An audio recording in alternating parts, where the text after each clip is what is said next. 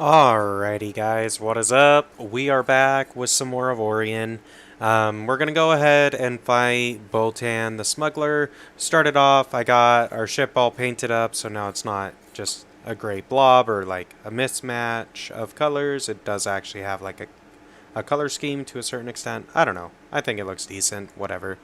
Um, the main thing is the stats, so we've got about 900k hull. We got almost 900,000 shields as well. Uh, Speed is decent. Hyperspace is decent. We can fit 9 systems inside of it. We have almost a 7.5k cargo hold without any system, so that's actually pretty good.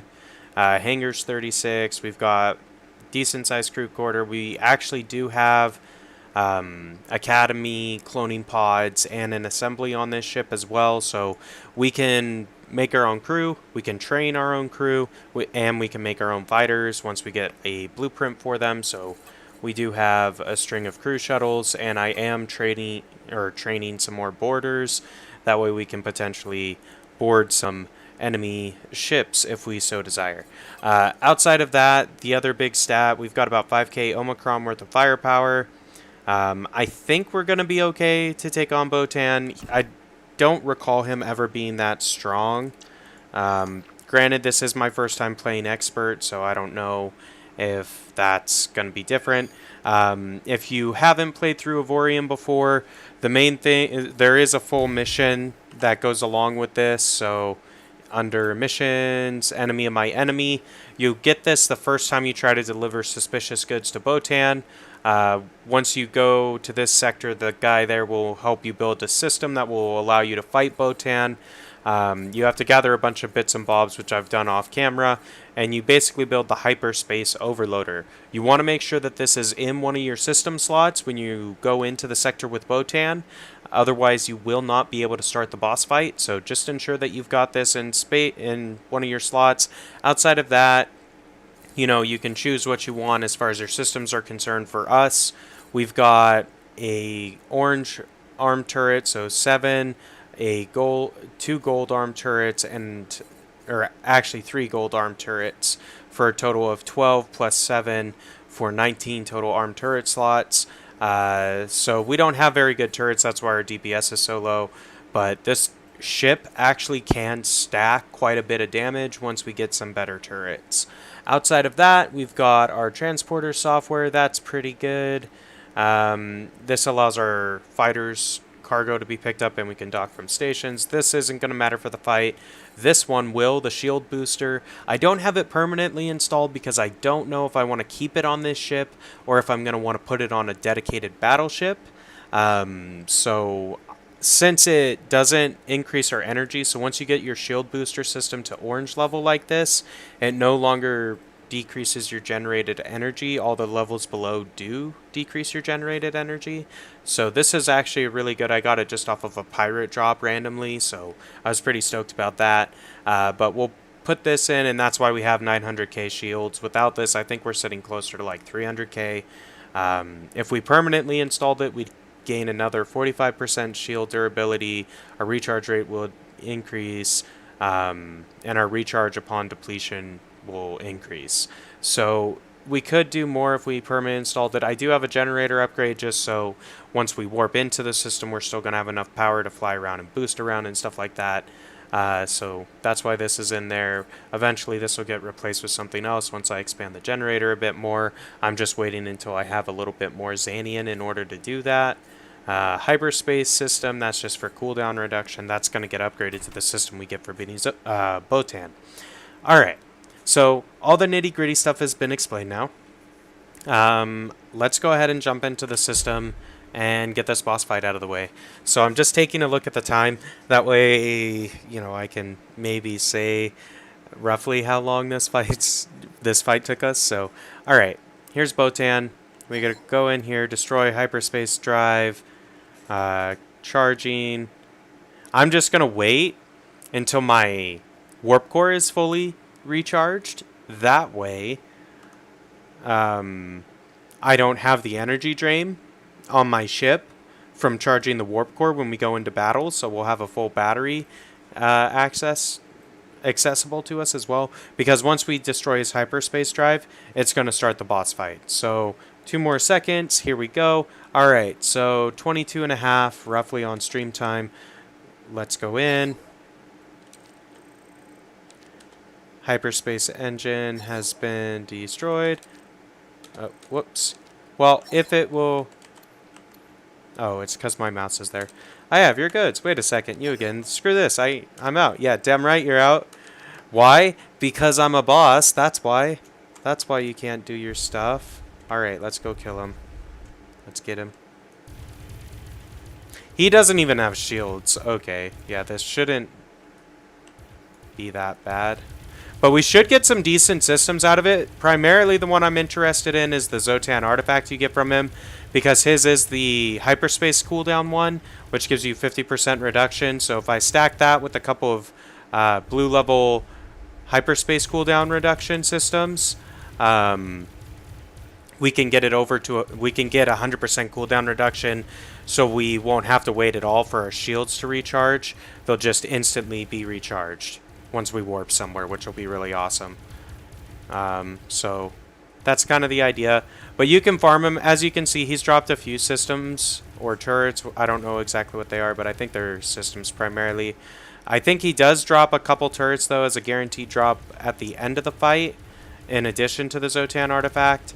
And I think you are guaranteed to get a rare. Yeah, so I think you're guaranteed to get one of these rare systems. And we did get a purple turret, which is great. So we got a legendary turret as well. So that actually might be pretty good for us. Our G7000 Devastator 94. I don't even know what the hell that is. Sounds cool though. So that was pretty dope. So it took us roughly 2 minutes to beat him, I guess. So not too quick, but not too slow either. I'm just looking. So we flew from where? Because I want to get the... I know that he dropped a blue system that I didn't pick up. Is it over here? Okay.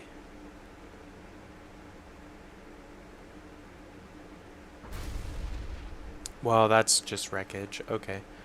Where is this at?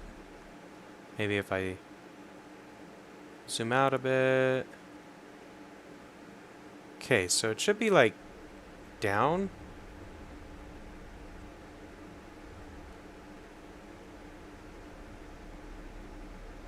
And we could sit here and salvage Boltan's ship and get some additional resources out of it. And we might actually get if we do that, we might get lucky and actually get some additional systems out of it. It does just depend a little bit. Here we go. So here's our little trail of stuffs. Because he appears to be built out of iron, titanium. I think there is a little bit of neonite. No, that's just a wreckage. Okay. So it's iron, titanium is what you're going to get from salvaging him. I believe. He may have... well, actually, he probably doesn't have neonite, and that's why he has no shields. Now that I think about it. But pretty easy, all things considered. You do get a few systems, and I'm really interested in that turret. We'll take a look at that in just a sec. I just want to collect all the other stuff. We did get a blue turret as well, in addition to that purple one. So that's an anti-fighter turret. That's garbage, basically. But let's take a look at the other one. So this guy right here, Neonite level 2 slot, 465 DPS. Railgun? Is that what that is? I mean, it's 17 range, yeah. I'm pretty sure it's a railgun. Okay, so plus 35% damage, plus 27% range. That's actually pretty damn spicy right there. I kind of want to put that on the ship. So let's see. This is a 2-slot, 438 to 465.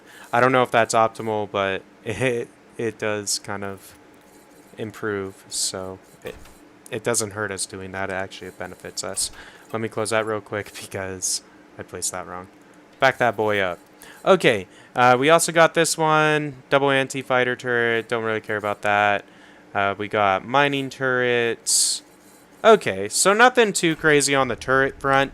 As far as systems go, we did get the Xsotan Artifact number 8, which gives you plus 10 to your jump range, minus 50 to your hyperspace cooldown, minus 80% to your recharge energy. All three of those is going to be amazing. We need to go to an equipment dock so I can remove this upgrade and permanently install this upgrade in this ship.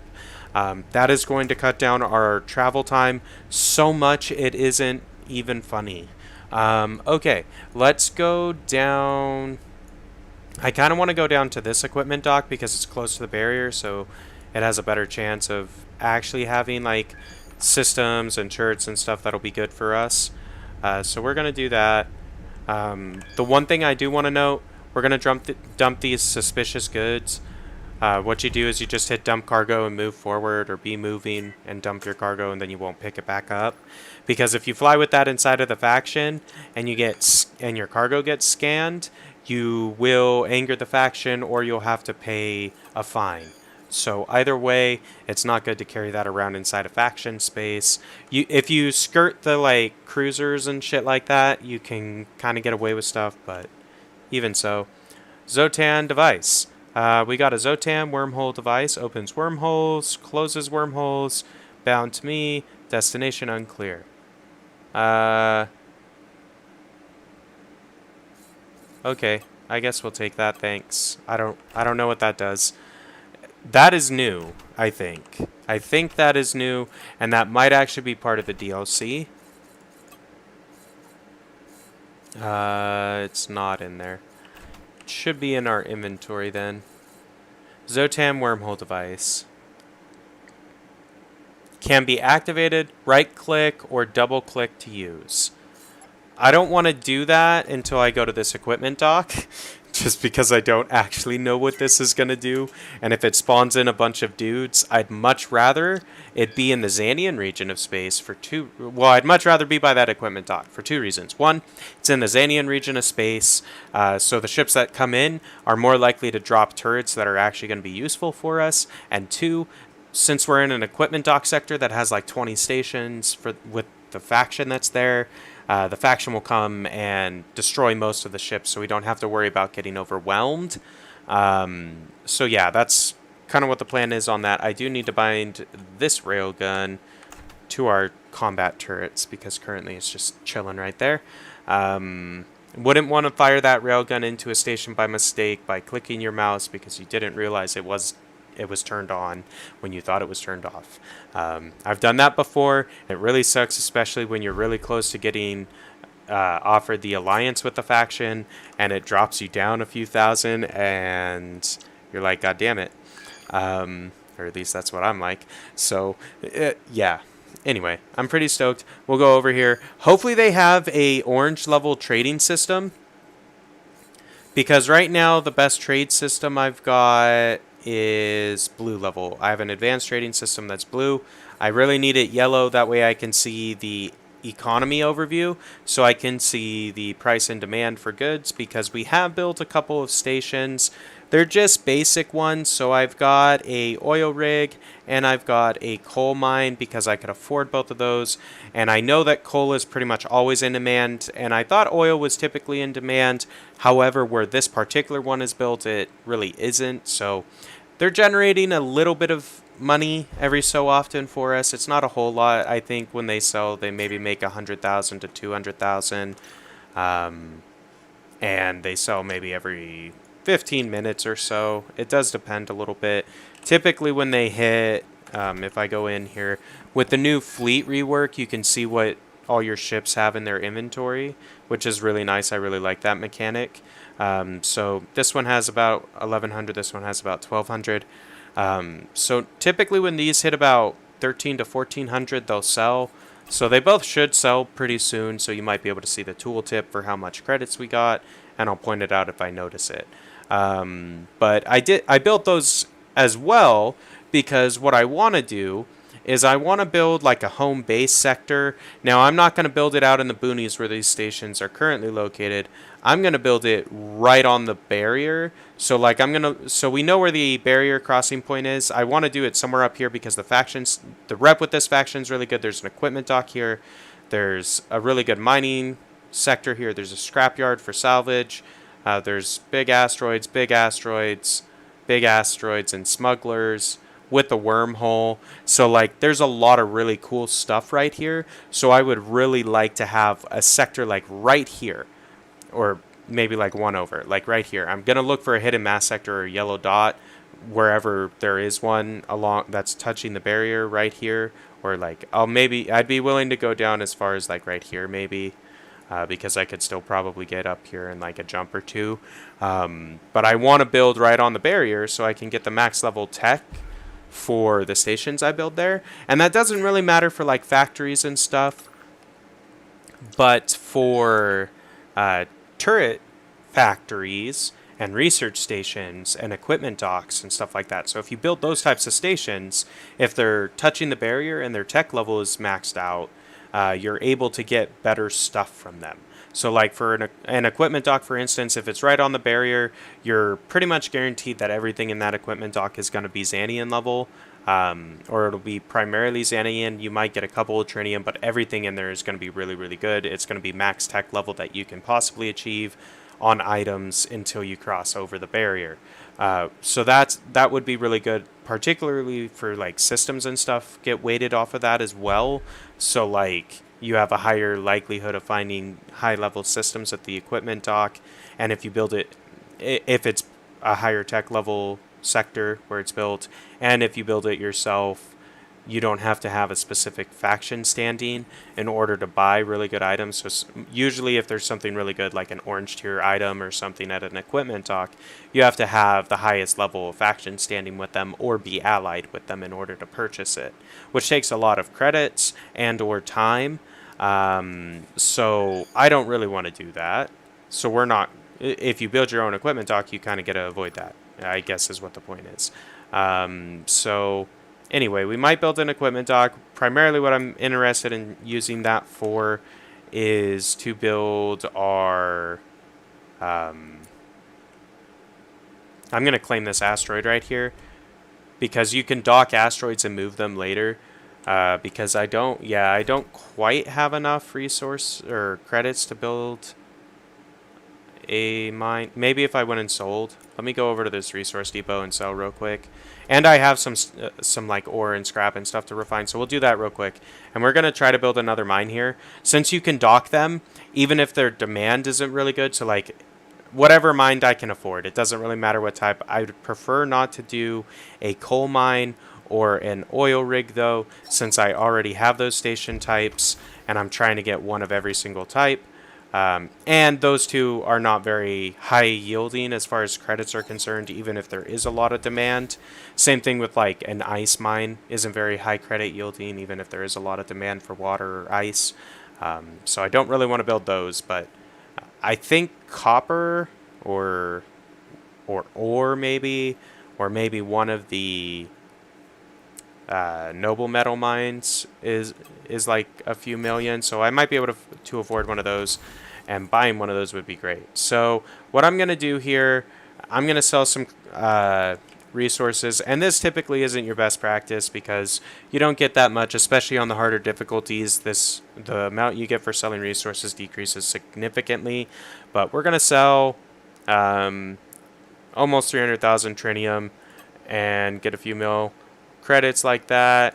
We're going to do the same with our or actually I want to keep the neonite because my stations are built out of neonite, but we can afford to sell like 150,000 neonite. Okay, that's about 6 million. I can sell 100,000 titanium, and I can sell like a little over 1 million iron because we have a lot of iron. So there we go. We've got like 11 million, and actually if I sell like another 500,000 iron, even though it sells for really low, we're selling so much of it. Now we almost have 13 million we're working with. That should be enough to build pretty much any type of mine. This is where having the actual trade system would be really useful. I can put in this system and put in that, and we can just take a look and see what are stations buying in this sector. So we can buy from stations gold. So there's gold here, so that's not going to be very good. Platinum and silver is not going to be very good. Lead's not going to be very good. and zinc isn't going to be very good. Everything else might be good. It does depend on if there's another big sector with a ton of mines like this that the faction has within the 25 sector range that affects demand. If I had a gold system, I'd be able to tell you exactly what the demand is. But if until you get one, you can kind of take a look and see what, especially when you're in a sector with a bunch of mines, you can take a look and say, okay, well, these are the mines that are here. So I know building one of those types of mines is not going to have a very good go at it because there's already people providing that resource, right? So let's see. We've got 12.9, and I want to have like a couple million. So really, we could do like copper maybe. I think copper is probably our best bet because ice mine isn't worth it. Coal we already have. I don't really want to spend 12 million at this point. We'll get the more expensive mines later on is how I feel about it. Like, granted, it would be good to get a gold platinum mine or a silver platinum mine. Just because those are used in a lot of other factories as requisite resources. And I guess, actually, if we're going to move these anyway, it doesn't matter. Let's do our first gold platinum mine, I think. Yeah, we'll do that. And we're going to move this into an area that has more demand once we can check it. So this is gold mine 1. And we're just calling it gold mine because you can only get a gold mine specifically if it's mining platinum as well. So we're going to do that, and we're going to show off the docking mechanism. The first thing I need to do in order for that to work is actually put a dock on this ship. I guess let's maybe put it up here under this stone.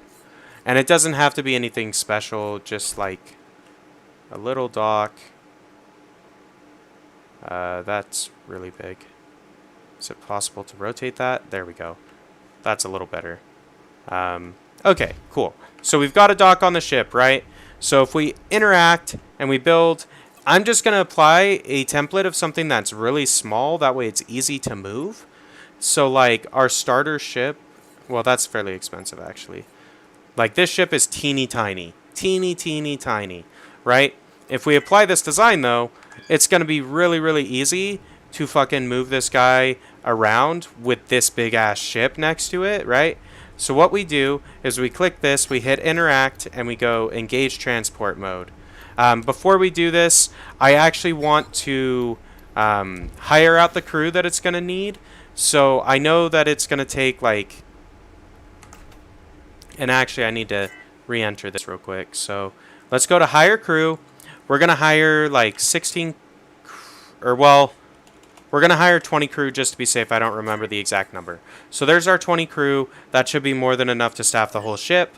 On this, we can also automate all this. So buy to others, sell to good, actively sell. And we're just going to leave it like...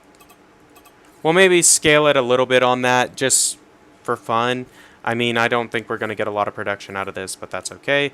So there's that. Cool. So it's crewed. It's configured for trading.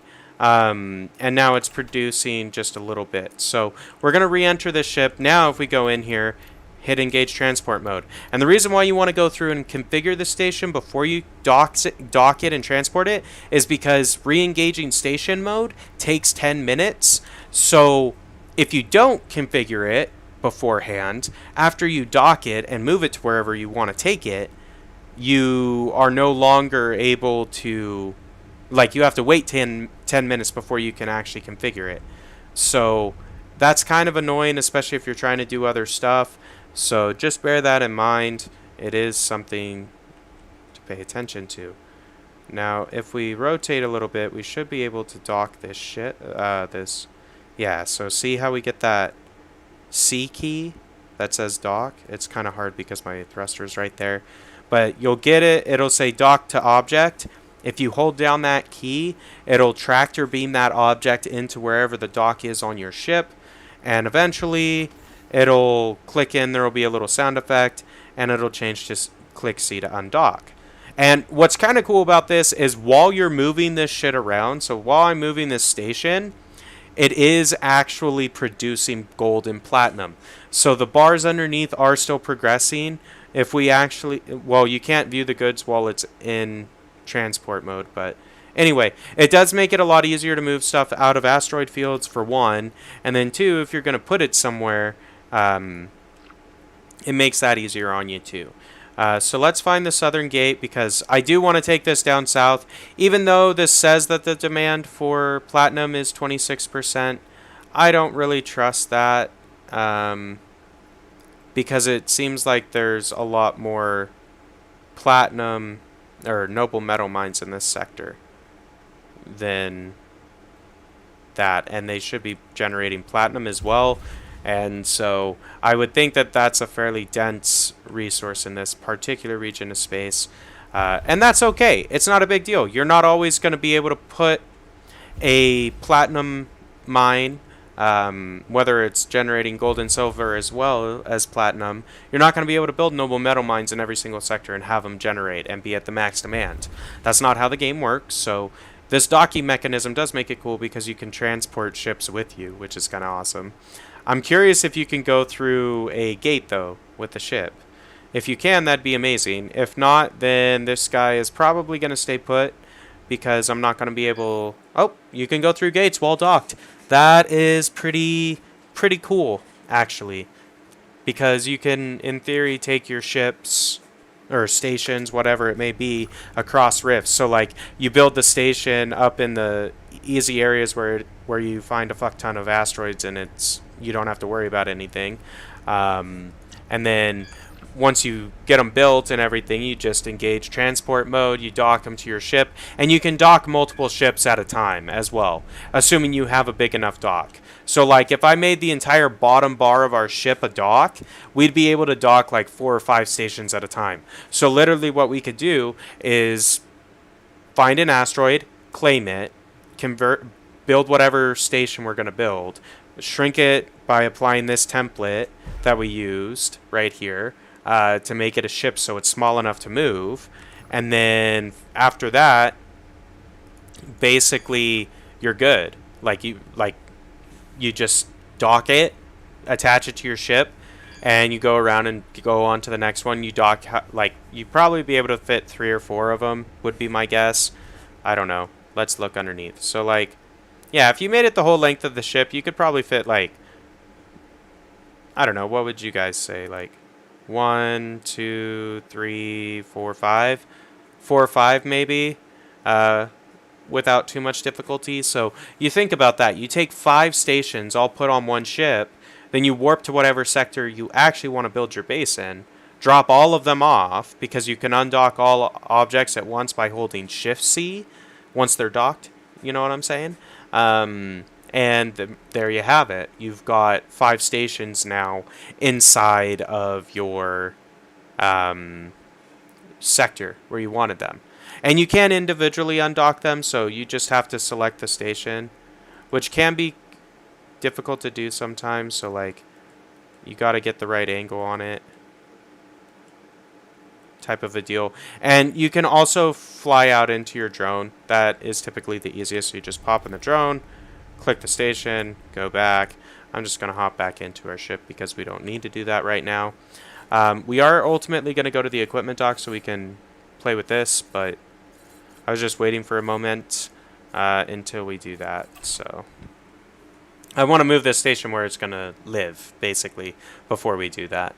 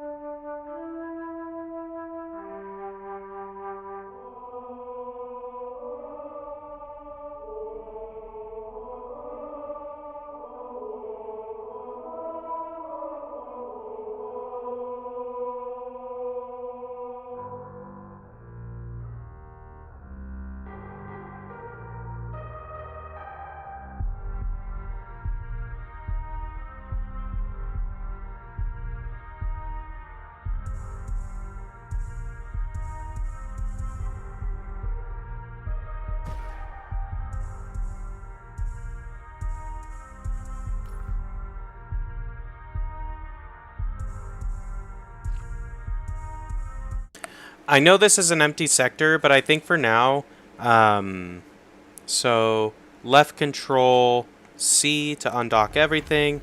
So now the ship is undocked. So if we hit the E key, we'll go up, which is perfect because it drops out of our bottom. Then we can kind of rotate a little bit more safely. And I didn't even have to turn off collision damage. Typically, or the way I used to play, every time I'd get a mine, because it's in the middle of asteroids and I want to move it out of the asteroids at the very least, I would turn off collision damage, shrink the asteroid, and then basically ram it with my ship. So it took fucking forever to get the asteroid positioned how I wanted. Now, with this docking mechanism, I don't even have to turn off collision damage. I don't have to ram it at all. Like, literally, I get to put it where I want. So that's really cool, in my opinion. We can start engage station mode. Yes, that's fine. We are going to enter in this, and we're going to apply our basic station template. It's only 300k credits, 80 neonite, and 16k iron. Pretty cheap, all things considered. The main thing about this, it has a fuck ton of hull, 4.38 million. It has 3 docks, so 3 people can buy from it at a time. It has a big enough cargo bay it can hold max capacity of any mineable resource. And last but not least, it only takes 15 crew to run it. So I was right when I was saying we only needed 15, but I couldn't remember, so that's fine. We'll just boost up our mechanics like that, and we'll have some extra capacity on that piece of it.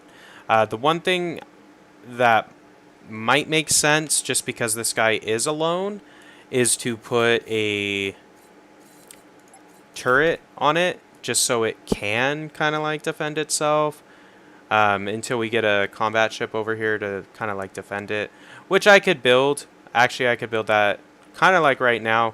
I just don't have a whole lot of crew on me is the only thing, so I'd prefer to wait until we have the crew from this station, because you can hire crew from your own station as well, so that would be useful. But let's go by DPS, and this guy probably, yeah, it's not going to be able to hold a lot, so 2 slots is what we've got. 438 DPS. If we go with some single slaughters, can we get more than that? So 238 and 176. No, we can't. Okay, so 438 is the best we're going to be able to do on DPS. It's kind of a shame because Tesla turrets are not long range, so... But we have extra crews, so we can put at least 1 turret on it. It gives it a little bit of Omicron. That way, you know, yeah, it's got a ton of hull and everything, so it'll take a ship a long time to, you know, chip through this station, so they probably won't attack it at all. But if they do decide that they want to attack this, it does have a turret, so it can defend itself. And the amount of time it'll take it to destroy this, I feel like, yeah, it'll work out just fine for us. So, cool. We've got our station placed where we want. That's awesome. It's awesome for 2 reasons. One, we were able to show off the docking mechanism and all of that and how that works and use it effectively to do what we wanted. Second, we were able to get our Xsotan artifact. We were able to get a gold platinum mine, which is really awesome. So those tend to be the highest yielding credit per cycle or whatever, assuming the demand is max for those 2 resources. That's the best mine you can potentially build as far as making money per hour is concerned. However, if the demand is not present, it's better to build whatever station has the actual demand. For me personally, this gold platinum mine is probably going to end up in whatever sector I ultimately put my main base in. What I should do is actually re-equip my radar that I have so I can see the yellow sectors again. We'll just swap out the trade system. I don't really need that right now. Until we get the yellow one, it's not really worth our time. But now we can see the sectors around us. So there's nothing... It doesn't look like there's any yellows around the barrier right here. If we were to jump down here, I bet you we would find one, though. I'm going to go to the equipment dock first. That way I can equip our Xsotan artifact to boost our warp capabilities. And what we're going to do after this... So... Since we've beaten Boltan and we've got our first artifact, kind of our 2 main goals, we need to get more credits so we can build more stations, and we also need to get better turrets systems weapons. We also need to expand our fleet, so we need more combat ships at our disposal. That way we can protect all these stations that we're going to have. And basically I want to build up my economy a little bit. That way we can be prepared once we get across the barrier, so we don't just get across the barrier, instantly get like repeat killed every time we jump over and stuff like that. Because I want to be able to go into the barrier and stay in the barrier for a while. So this is gold transporter softwares. Those are cheap. I'm going to buy those. That's actually really good. This is a gold. I don't really want that. Unarmed turrets, blues are really good for mining ships, so we'll buy that. This is hyperspace cooldown, so it's worth purchasing, I suppose, in case we want to build a couple scout ships. But let's take a look at the turrets. So single slot 223, that's a good deal. We'll buy that. Triple chain gun 476 for a 2-slotter. It's 245. We'll still get it because I am actually low on high DPS turrets at the moment. Chain gun turret 342 is not that great. If it's 2 slots and it's not over 400 DPS, I'm not purchasing it. If it's 1 slot and it's not over 200 DPS, I'm not purchasing it. This Tesla turrets, 2 slotters, 439, those are actually really good. And I actually am going to buy all 3 of them. As far as fighters go, I do like to look. So these are our salvaging fighters. If I buy one of these, we can start producing these on our ship. So that's actually not bad. I will buy that. What was the efficiency on that? I guess I can look. So DPS 64.1, efficiency almost 58%. That's actually pretty decent for Xanian fighter, especially with it only being blue level. For like it's tech level 36 Xanian fighter, you got to keep in mind. So 57% efficiency is not bad, and you get a lot more resources from salvaging anyway. So if we can get like 2 or 3 squadrons of these bad boys on this ship, we just need to go farm a bunch of Xanian level ships, and we'll have plenty of Xanian to do whatever we want. Basically what we're going to do on this, what size is it? It is a size 7, which kind of sucks. It's better when they're size 1, but that's okay. We're going to put this in to our salvagers. We're going to blueprint it, and then if we tick this on for 4100 Xanian every 8 or almost every 9 minutes, we will get another one of those fighters. So I'm going to go ahead and start that. This just means we have to start getting our... We need to start collecting Xanian. And we do have Xanian being collected automatically, so don't worry about that, but we need to do more than that. So we're going to remove this. Since we're at an equipment dock, it won't destroy it. Cool. And what we're going to do is we're going to put in our Xsotan Artifact, install permanently. Yes, sir. Thank you. And this is going to be way better. So this is plus 10 jump range, minus 50 hyperspace cooldown, minus 80 recharge energy. The system we had was only 6 to jump range with permanent install. Or actually, I think it was this one. Either way, we were only getting 11% cooldown, so we just increased our hyperspace cooldown by 39%, and we decreased the energy usage while getting more jump range. So that's amazing. It would work.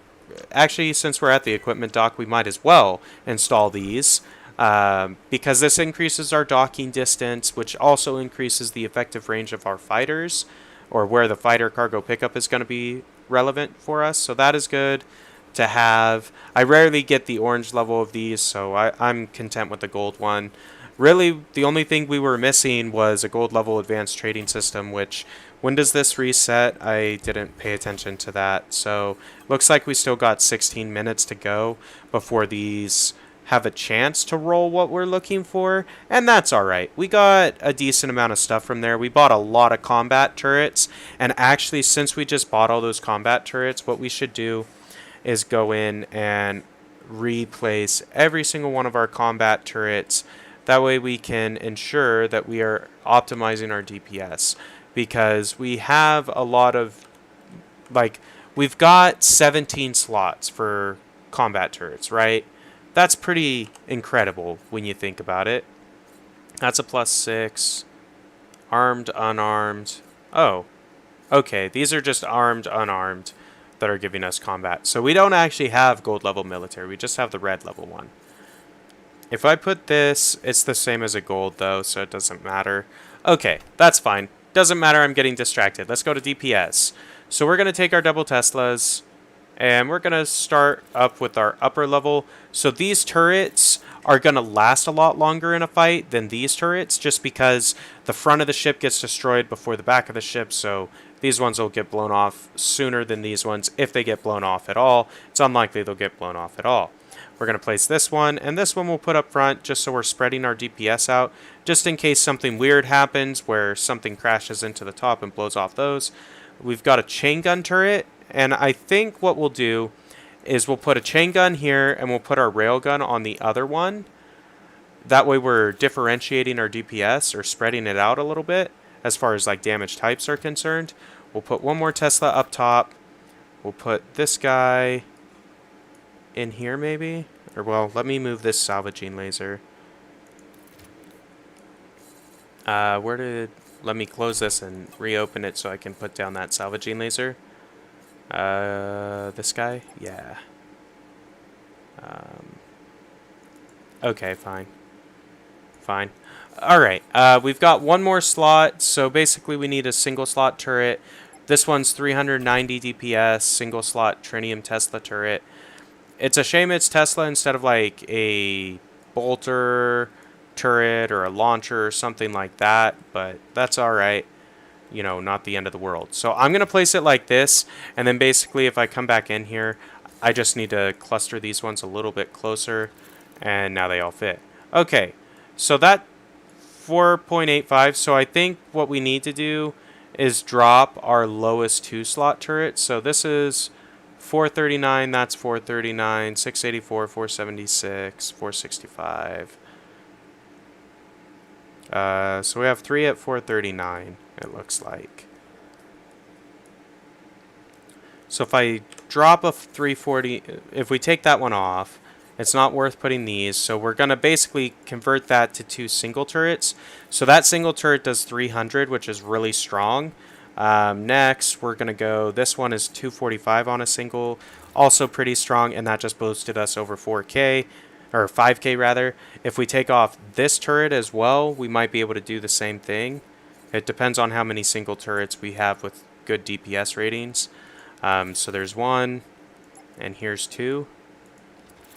So that 5.8, we could potentially do one more. So throw that guy. And really, I want to swap those around.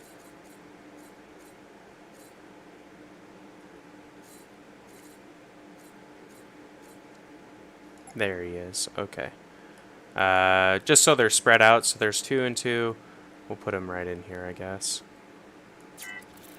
Okay, 5.1k Omicron. We do need to reallocate crew. We need one more gunner. That's easy enough. Then let's reallocate all these. So we didn't get a whole lot of DPS gain out of that. But that's fine. It's not a big deal. It's all about slowly improving this over time for me.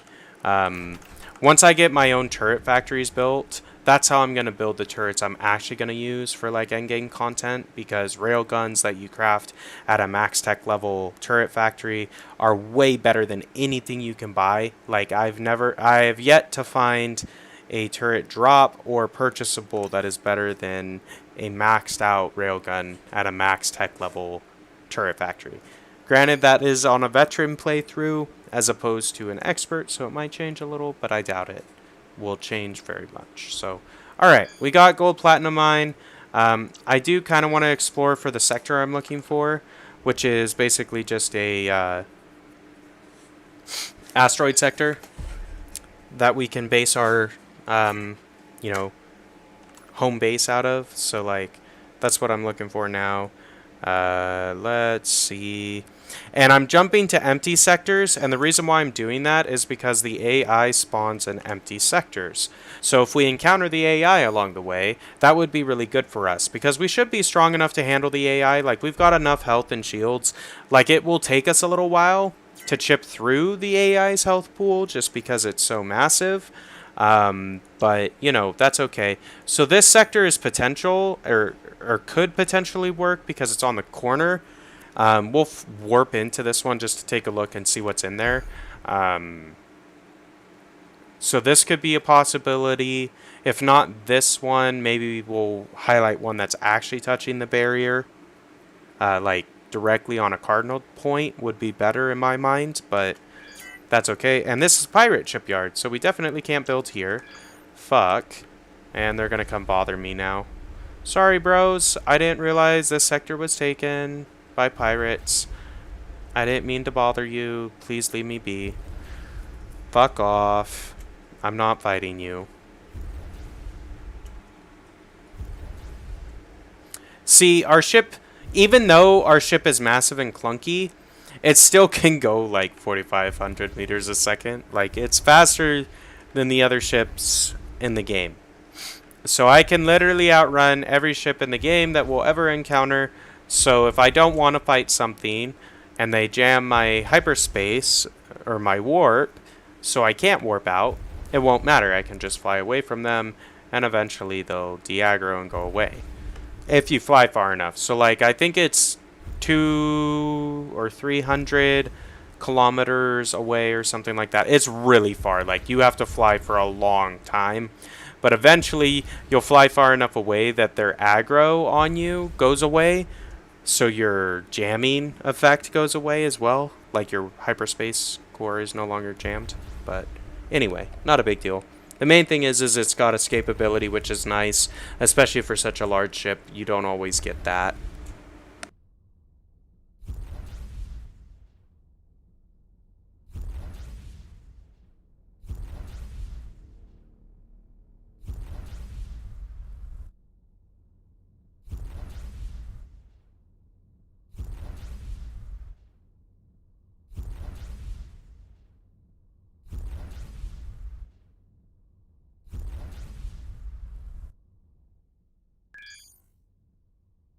So they've fallen off my screen, which means I can just sit still and it won't matter.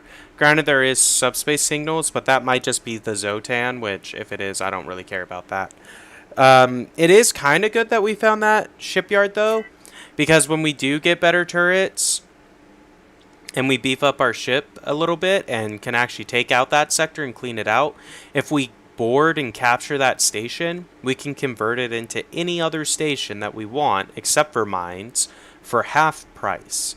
So that'll be really useful, especially if we're going to end up building a massive sector with like one of every station, which is something I kind of want to try to do. It wasn't possible really to do that before, or at least not. It wasn't possible to do that and have them all feed each other, meaning you couldn't have a factory chain with everything because it wasn't possible to get enough asteroids to spawn in one sector to gather all the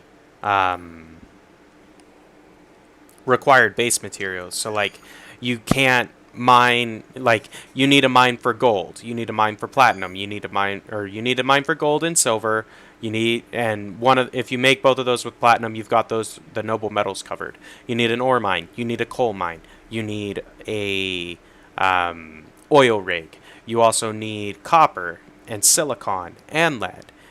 Like, you need one of every single mine in order to factory chain all the advanced tier stuff. So it wasn't actually possible to put one of every station inside of a single sector and have it factory chain with you producing literally everything for that chain to run. It is possible now because you can transport mines into one sector. So once I build one of every mine, granted, I gotta fly it back and put it in this sector, which will take a little bit. But once I fly them into that sector, right, I can potentially build a factory chain that can produce, like, literally I can build any factory I want.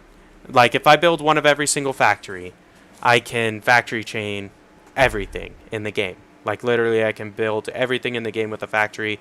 Granted, it will cost a shit ton of credits to be able to build all of those, and it will take a really long time to get that all put together. So that'll probably be something we do after we beat the game, is my guess, as kind of like an end game goal.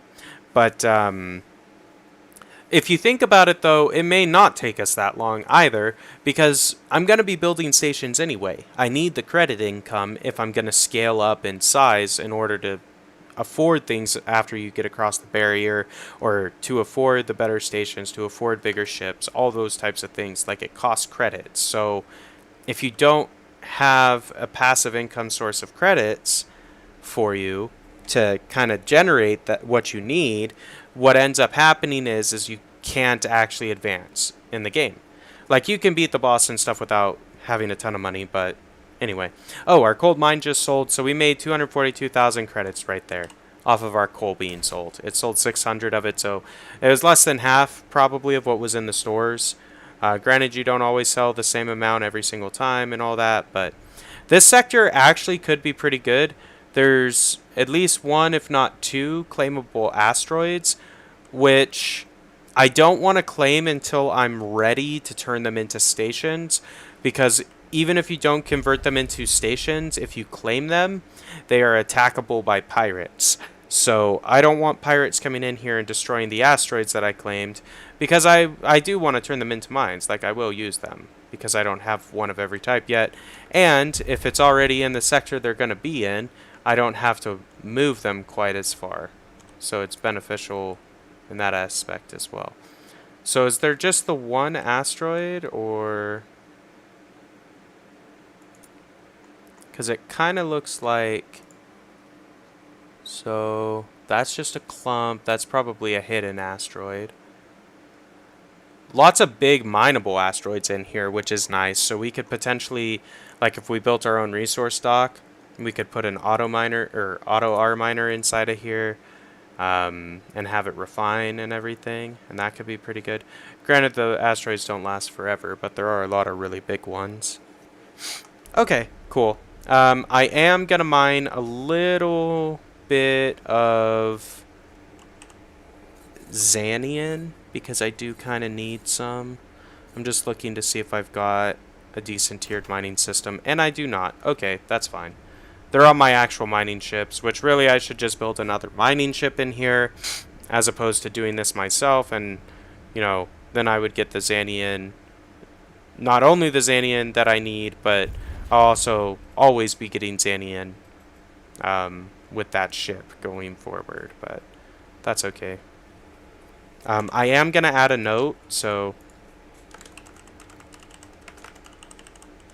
just so I know that there's an asteroid in here that is claimable but hasn't been claimed, because sometimes you might be looking for a claimable asteroid for one reason or another, and you know that you went to a couple sectors that had some that you didn't pick up because you wanted to turn them into stations, but you didn't have the credits at the time, and now you're ready to, and if you don't note it, you can't find the sector. So I like to leave notes, even if I don't end up putting the station in there or converting it or whatever.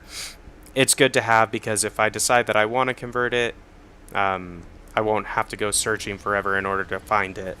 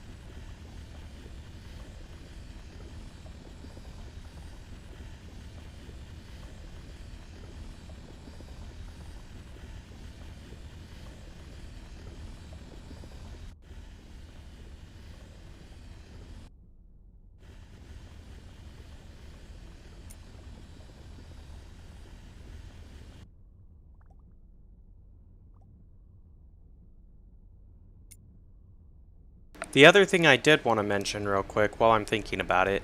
So next week, exactly a week from today, the next Path of Exile league starts. And for that league, I have actually gone through Path of Building and kind of roughed out my own custom build that I plan on trying out. So next Friday, whenever the league starts, I don't know what the actual time is. I think it's typically like 2 p.m. Pacific time, something like that. I think that's when the last one started anyway. But just check for what time the league starts on pathofexile.com, or just search Path of Exile new league start in Google, and it will tell you what day and what time that's going to happen. We will be live streaming on the channel Path of Exile that day, and I plan on going through the entire story and running through with our build. And I kind of want to test it out. From what the Path of Building is saying, it sounds like it could be pretty juicy, honestly. Like, I should be sitting... Well, now this, I don't know what gear exactly to use. So the gear isn't optimized. The jewels aren't optimized quite yet in the skill tree, because I'm not sure exactly what's all out there to know what's going to be best for the build, if that makes sense. But the passives are pretty much locked down. I think I have those sitting the way I want. The skills are pretty much locked down, the way I want. And it should be pretty fun. It's a Templar build, which the last few leagues and almost every character except for one that I've played maybe has been a witch build. So I am kind of excited to try out a different starting character. And it seems like it could be pretty good. The Path of Building claims that my main attack should be doing about 1.2 million DPS at max level. And that's with unoptimized gear and stuff like that. So it probably will be significantly better than that if you optimize the gear and not only the gear, but the... what are they called? Not passives, the gems or jewels. The things that socket inside of your passive tree. I think they're jewels is what they call them. But if you optimize those in the gear, like, I think this build will be pretty viable. Basically what it is like a purifying flame build with totems integrated into it, with a lot of crowd control and stuff, and the auras that I'm stacking on it, because like, you're only using 2 spells, so really mana isn't going to be an issue if you so you can afford to reserve all your mana. You don't need a large pool in order to attack effectively. It'll be like 3-button push combo for big packs of enemies, 1-button push if you just want to clear and keep on running, which is what we're going to use for leveling primarily. And then, yeah. You can kind of mix it up and do some cool synergies and stuff like that.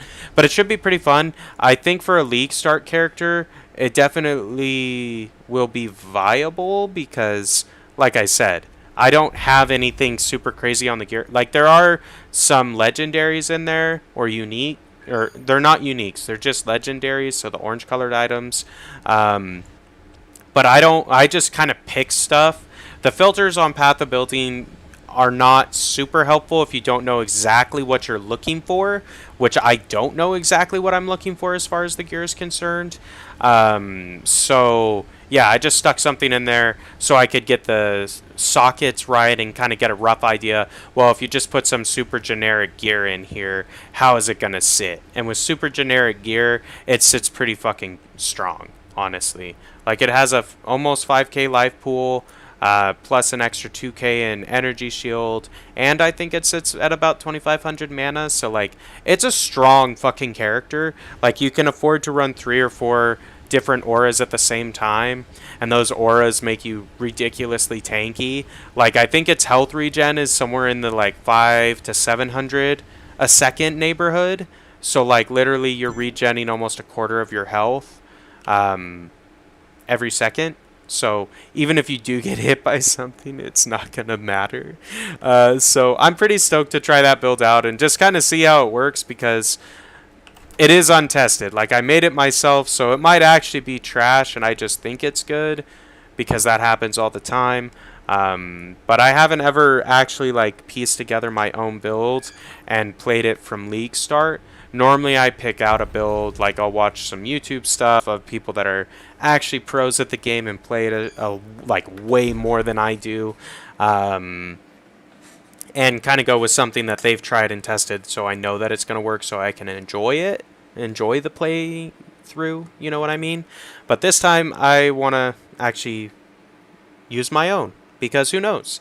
I may have put together something that's really cool, that's super obscure and not necessarily meta, but it still gets the job done, and you know, maybe it could be meta if people looked at it. So anyway, we'll take a look at that next week on Friday. I just thought I'd talk about it now. That way it gives everyone a little bit of a heads up as far as what the schedule is going to be next Friday. It's probably going to be similar time to this stream, in all honesty, because I think that's when the patch comes out. But whenever the season starts, like, we'll start streaming then, and then we'll literally be streaming the entire day.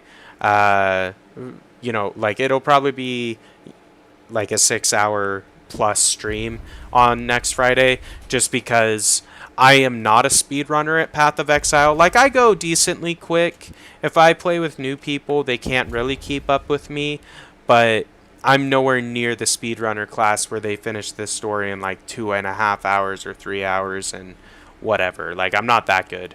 So it'll be a longer stream because I do want to get through the 10 acts, and then we'll probably take I might take a look at some of the mapping stuff, or maybe some of the league mechanics and things like that. So it's not going to be a rush league start necessarily. Like, I do plan to get through the acts quickly, like at least, like, definitely through the first 5. Maybe I'll, like, definitely up through Blood Aqueduct. I'll definitely get through Blood Aqueduct, but I do plan on beating Katava twice. So we'll get through all 10 acts. It'll just take us a while. We just might not do all 10 acts right in order, meaning I might, like, once we get to Blood Aqueduct, if I don't have a Tabula Rasa yet, I might stop and grind one out there just to level up the character a little bit more, because, and it also will depend. I'll get a better feel for the character once I actually am playing it, on how good it's going to be. But it might be a little bit lacking if we're not a high enough level before we take on Katava. So I'm just bearing that in mind. It's not too big of a deal. We'll deal with it. You know, we'll experience it when we actually are doing the live stream next week. But anyway, it should be a good time. So if you have some time Friday, definitely drop in. We'll be streaming again, and it should be a good time. It should be fun. Normally when I play Path of Exile League Start, I do drink a little bit, and just because it makes the gameplay a little bit more invigorating for me. So it should be a good time. You know, I've streamed Path of Exile League Start, last League Start, with a couple players, and I was doing multiplayer. I tried to get a couple guys to play with me this time around, but I haven't heard from anyone. So as far as I'm aware, I am basically solo running League Start next Friday, but we might have some people drop in or play with us a little bit too.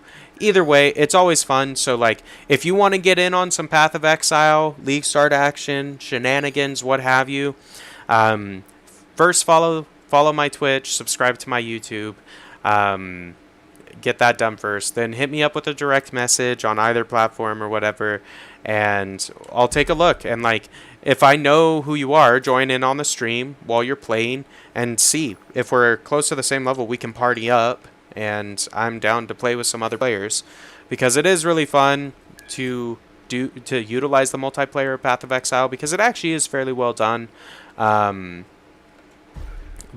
I don't usually have people to play with. So if you want to play Path of Exile next Friday, I will be playing Path of Exile, so I'm down to party up, assuming we're at the same level and the same part of the story, because I don't really plan on going back. So, like, let's say I've been playing for 3 hours and I'm at Act, like, 7, and you're only at Act 2. I'm not going to go back to Act 2 to play with you. I'm sorry. I just, like, getting through the acts is the grind of that game for me, and I try to do it as fast as possible, so I'm not going to backtrack if I just to play with someone, if that makes sense. But if we're at the same point in the story, I'm game to play with whoever. Anyhow, I'm just looking for the AI. So the way you find the AI is you basically warp through empty space. Now, we might be too far in. We're probably too close to the barrier, actually, because I think it is a specific region of space as well that has to be it has to be empty space, A, and then B, it has to be within a certain region of the galaxy, like a certain depth relative to the center. So, yeah. Anyway, we might be too deep. So we'll just go back across the rift and we'll warp out a little bit. And then we'll probably encounter the AI when we're warping into the empty sectors would be my guess. But as you can see, that hyperspace upgrade did a lot for us. Our cooldown is like at 60 seconds now. It was at like 2 minutes. Okay, so like it's so nice having that single upgrade. If I stack more hyperspace upgrades with hyperspace cooldown modifiers on them, it will reduce that timer even further. Ultimately, what I do on my main ship, and then if I build a scout ship, I'll do the same thing with it, is I stack the Xsotan Artifact that gives you the 50% because it's the best one in game. You can only have one of those, however. So to get the remaining 50% cooldown reduction, typically you need 2 blues. You can sometimes do it with 2 blues, but usually you need 2 blues and a green, or a blue and 3 greens, or a couple blues and a green, or whatever. Like you need 3 additional systems. So it's a total of 4 systems to get the 100%. But when your ship is fucking massive like mine, it's totally worth it to do it. So I do, because you can have a lot more slots than just the 9. Like we'll eventually up our size substantially, because what you can do, as opposed, like once we get the capacity on stuff that we want, when we want just more systems, all we got to do is go into modify entire ship, and we can just scale this bad mama up. So we could double our size twice, so quadruple our size of our ship for 3.65 million Xanian, 600,000 tritium, 700,000 iron, and almost 44.5 million credits. And that would make our ship fucking giant, for 1, and then for 2, it will give us max system slots, most likely. But it'll increase all the other stuff, because all the, what that does is it scales the volume of the blocks, and it's every single block on the ship. So, like, your generator, let's say your generator was 1 block. Well, if you do that 200%, it's now 200 blocks. So, yeah. It gets crazy real fast, basically, is what I'm trying to say. I'm not saying it well, though. Anyway, I'm hoping we can encounter the AI. I would like to fight the AI before we end the stream. But it's kind of one of those things you got to get lucky a little bit. So let us see. Our iron and titanium boys are not mining at the moment, so we need to go re-automate them. I'll do that once we get into the next sector.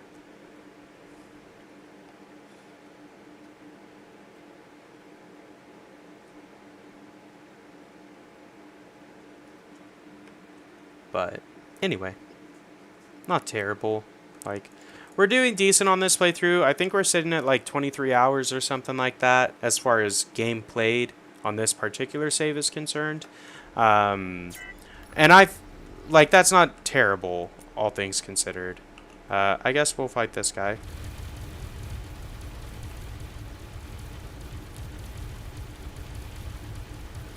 He is right next to us and kind of like shot us right as we warped in, so you get to die, pal.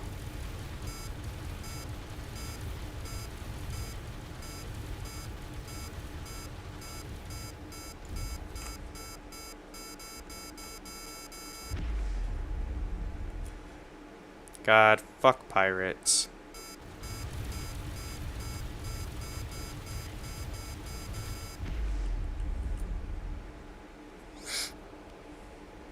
But we should get some good turrets out of this. Because we are in a fairly deep region of space. Like, these are made out of trinium. So we could actually salvage these as well and get some decent resources out of it. I normally go for the torpedo guys first just because I hate torpedo sounds. But I I think I'm going to start with this one this time.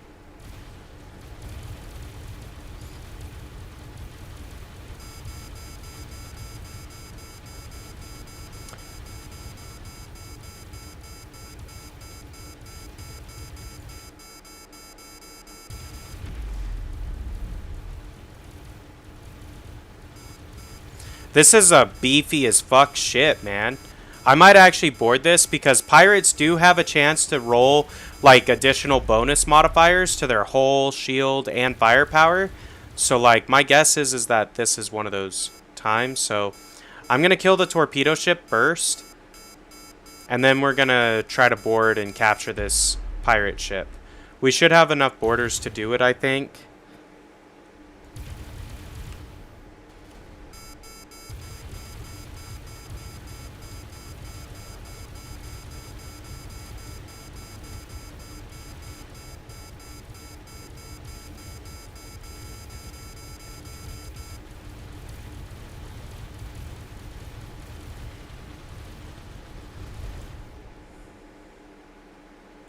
Okay, that's the one we want. How many boarders do we actually have? We got 48. We're gonna board. Let's go, boys.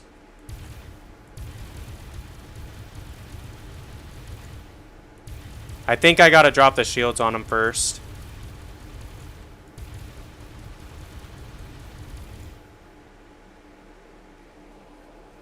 So boarding the ships is a lot tougher than other stuff, but than like a station, just because they're moving. But it's fine. He will eventually get boarded and we'll capture him. I didn't actually realize that more ships flew in. Because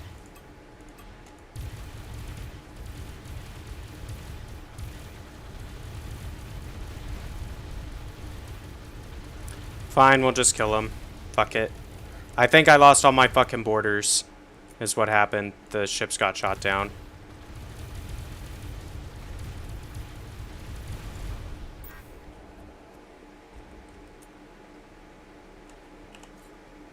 Right? Yeah, I only have 10. We're not going to be able to do that with 10. I'll just kill him. It's a shame, because I'm pretty sure he has a modifier on him, but I don't have enough time to train the boarders.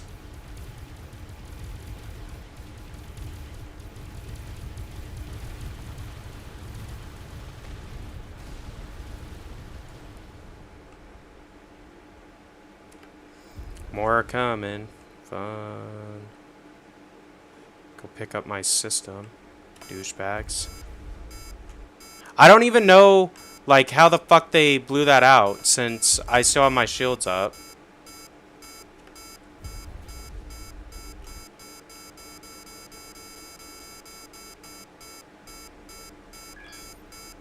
Alright, bud.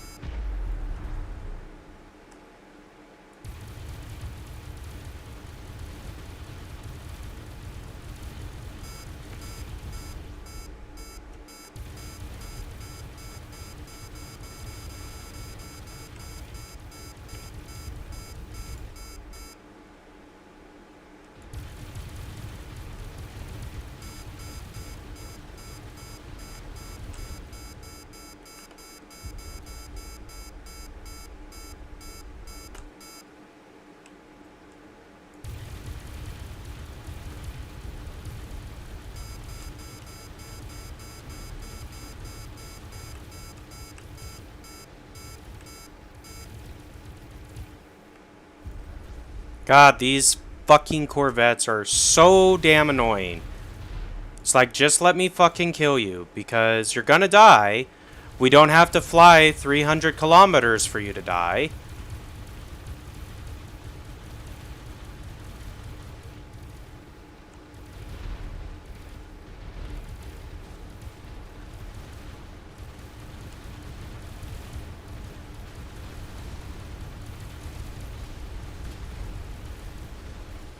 Alright, cool. So we dealt with those pirates. Fucking finally, right? Um, let's fly back over, though, because I think there's quite a bit of loot that we did not pick up just because we had to fly for a fucking year. There's those that were coming to us because we've been flying for a fucking year. We also have fighters that are trying to come to us because we've been flying for fucking years. So great.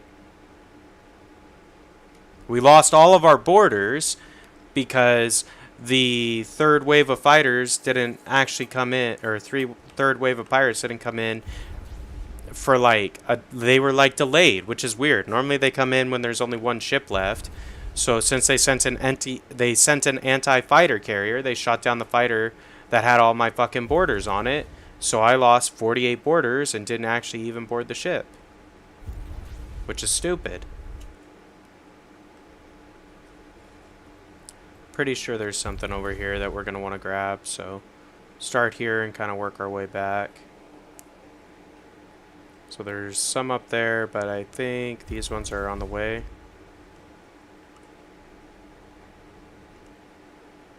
It's hard to tell. This is the thing with pirates, like, they run away from you, and it's like, goddamn, they spread out. So, like, if I had railguns exclusively, railguns have enough range, you can let them run away from you, and you can still shoot them.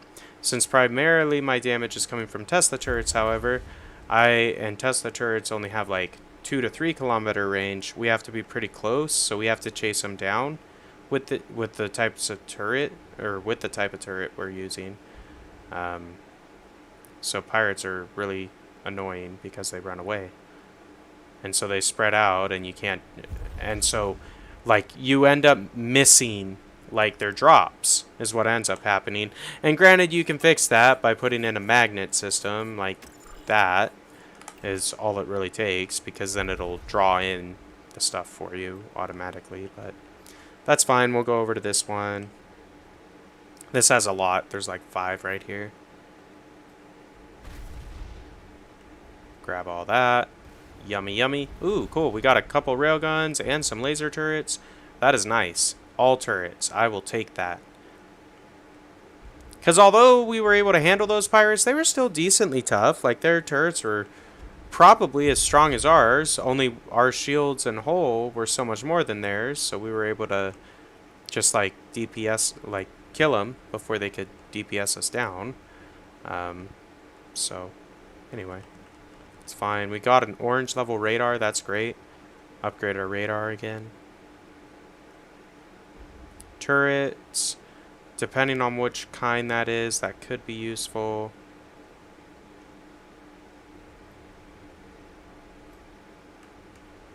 Basically, it has to be either combat or non-combat type of turret system. If it's any other, then it's not going to do anything for us. Heavy fighter, we got a hyperspace upgrade. That's cool. I don't know what this is. It looks cool, though.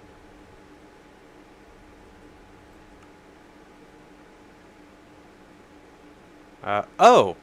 Boarders and a pilot. Okay. It was our crew. That's cool.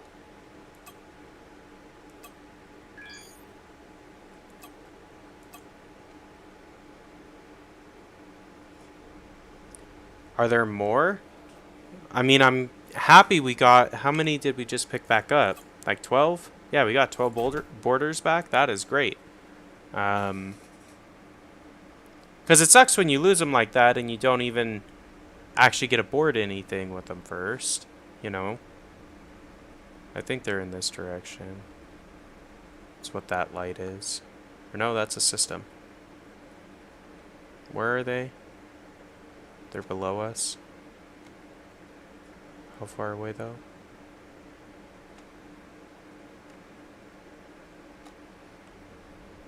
There they are.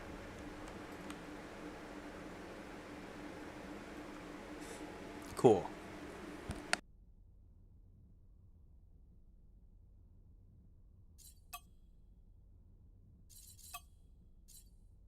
So systems-wise, we did get a plasma hull polarizer. That's pretty cool. We got the gold radar, which is pretty cool. Got a couple of unarmed blues. We got another green warp system. Got a green level defender thing. Just part of the DLC. I don't really view them as very useful though. Or I don't know where, in what situations they'd really be all that useful as opposed to a different system, but that's fine. Bunch of asteroids in here. There is a claimable inside as well. So we'll mark it for later. And it probably has been close to the amount of time for that equipment dock to respawn. However, it is back through the warp gate and it's going the wrong direction, so we'll go back down there later, I guess. I think there's more up here somewhere. Actually, it might be around where we are. Yeah, there's one right here. And actually, I should notate that sector.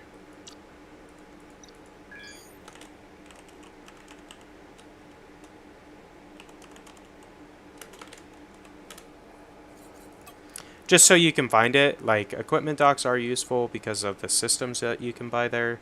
And sometimes they have pretty good turrets as well. Like, it does depend a little bit on what your aims are, but...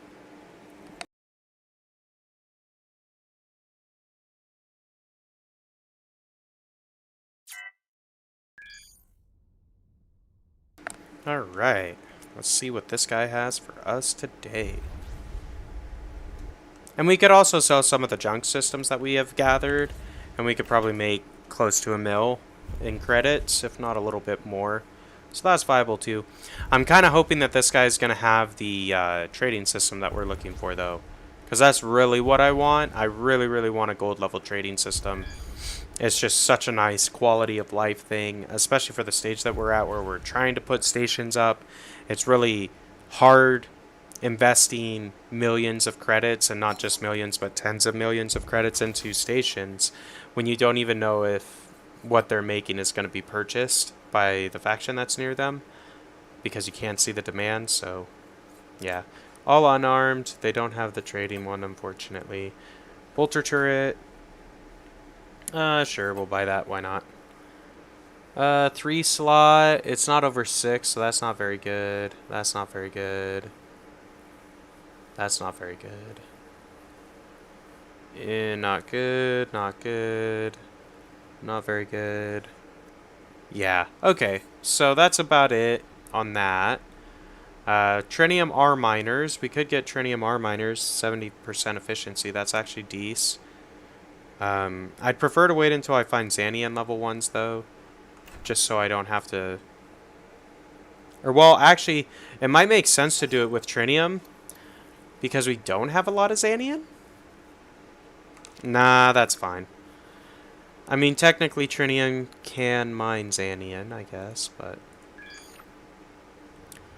if we wait and hold out for Xanian level, the efficiency will be more like 80 to 90%, so it'll be worth it, I think, in the long run, but it just will take a while.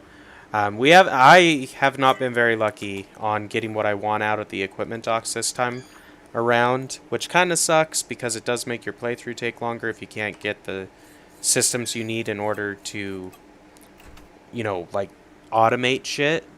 Like, I need R mining lasers, and I can't find R mining lasers that are of a high enough level for me to build Xanian and Trinian, or Xanian mining capable R ships. And that's what I need, really. Like, that's what my automated mining fleet is lacking right now, is Xanian and Trinian R miners. And I can't build them because I don't have the turrets, is what it boils down to. So, anyway, is what it is. We'll get there eventually, but... I guess... 1,500 and a resource depot. So you go there, then mine, refine, mine, refine, mine, refine. Just do that a few times. on the lady, I guess go like that. Then mine. When it's purple like that, it means it's going through a warp gate, so I know that it's going to a sector and not empty space. And this ship, I'm just warping around basically, trying to land in empty sectors. That way I can encounter the AI. It does scale. I think you are guaranteed to encounter the AI if you warp to 10 empty sectors in a row. Or something like that. I forget what the actual thing is, but it's something like that.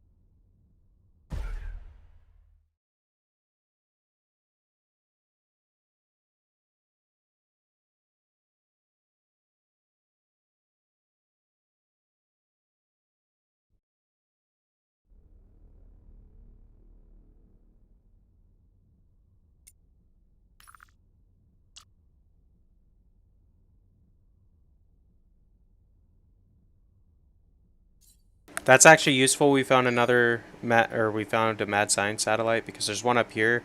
So we need to find 2 more, and they'll be in this area. You just have to get lucky and warp into the right sector type of a deal.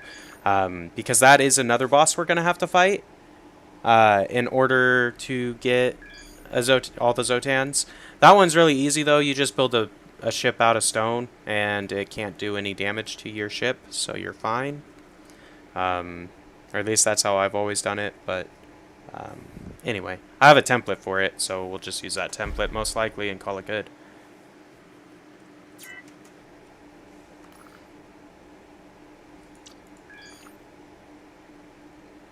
I just have all my turrets on, or my combat turrets. That way if we do warp in on the AI, since we have a Xsotan artifact, it's going to start attacking us immediately, so I want to be prepared for the fight.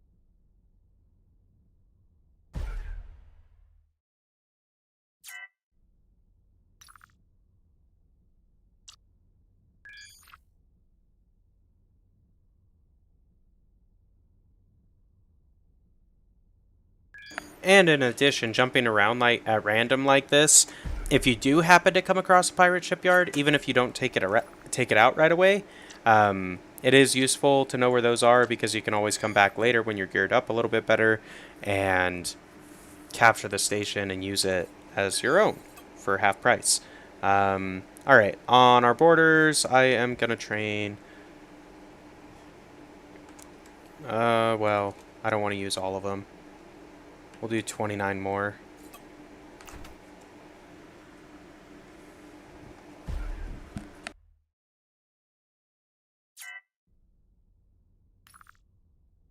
Just because when you use the borders, you do lose some. So it's good to have a lot of borders. So like, I normally like to have my borders in increments of 100. So ultimately, I'm going to have 100 borders. Like, that's the plan. So really, I should just dump all of these in here. Fuck it. And then I can just clone some more homies. So I'm just running out of crew capacity, so I'm trying to be conscious of that. Let's do like another 30 guys and clones and call that good.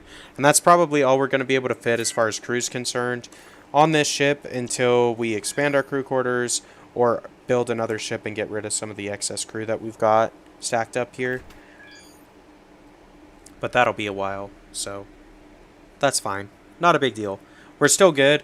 Like, we've got the generals and commanders. Those are the only 2, like, crew management crew that you can't like just use regular crew to fill the slot for.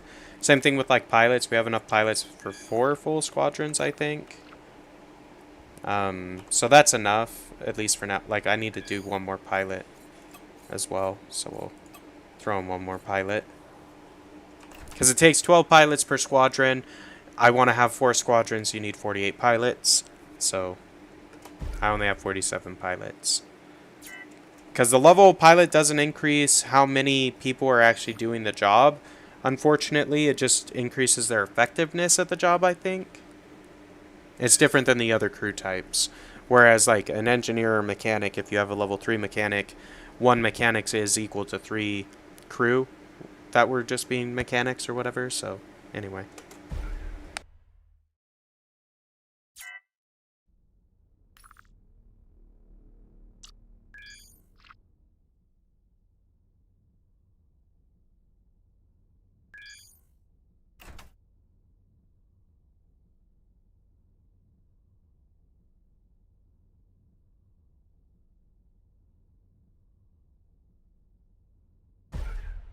Woo, we sold some gold for $250,000. I'll take it. I'm actually kind of happy that they did purchase it from that station because the demand is positive. I think we said it like 6 or 8%, something like that. So it is above just base demand, which is nice. And it's not located in a sector with anything else, so that means that the faction that's nearby is willing to travel to that sector in order to purchase goods from that station. So if I put more stations there, the same thing will be true. Alright, here's the AI. So we've got the Xsotan Warp Core upgrade installed. So as you can see, it auto aggro's on you. Xsotan detected. Commencing attack. Before we do this, I'm just going to give me 1 second and we'll dive into the fight. Or actually, I'm going to take a break real quick. And then I'm going to come back and we're going to fight the AI. So just bear with me, stay tuned. Then we'll do this AI fight, and then we'll probably go gather a little bit more resources, maybe take a look at our raiding ship that I built, and yeah, go from there. But I'll be back in a couple minutes. Stay tuned. Then we'll fight the AI.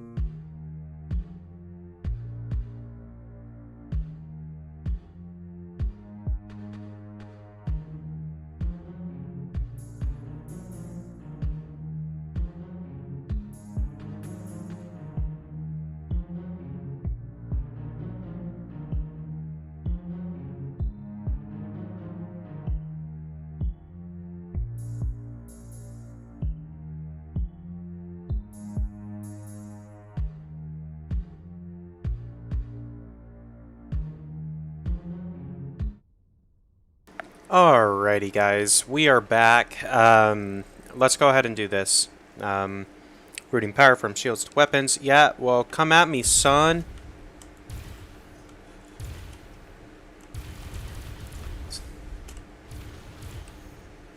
Because he does 1.2k.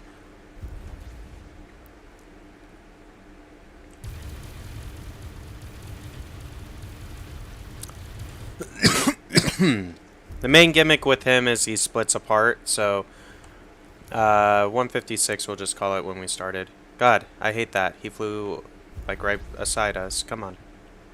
Stay still so I can fucking shoot you.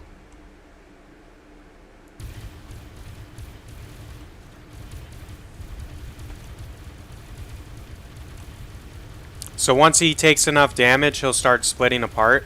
So once you drop his shields and start damaging the hull, that's when he starts splitting, and the parts that split off will have shields on them. So the key to this one is to ensure that you destroy the small ships as they break apart.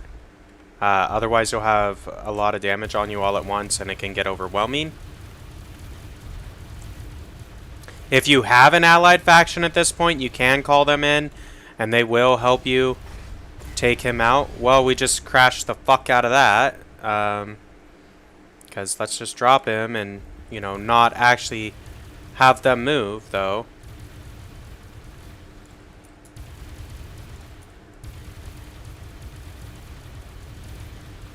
But you gotta kill every single piece of him, so it's kind of like, might as well sit here and take all these out.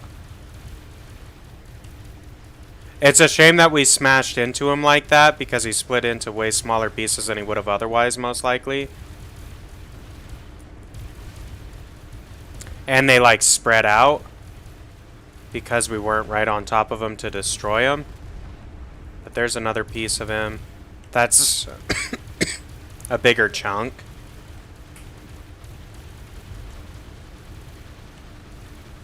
But yeah, so I would recommend you have decent amount of shields, decent amount of hull before you take on the AI, just because you're taking damage. You're gonna be taking damage for a long period of time, regardless of how much damage you're doing, just because there's gonna be a lot of ships on you, and it takes a while to destroy a lot of ships, regardless of how much damage you're doing. Like, you can destroy the ships faster, sure, but if there's 100 ships, you still have to, even if it takes you 1 second, that's still 100 seconds, right?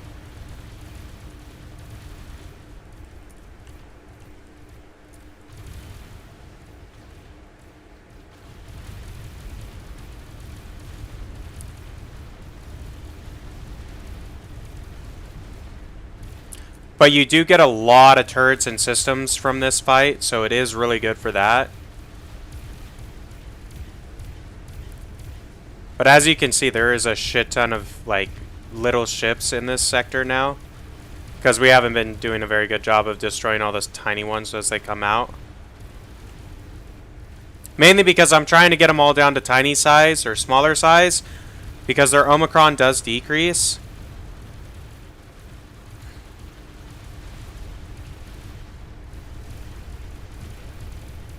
Anyway, it's not a big deal.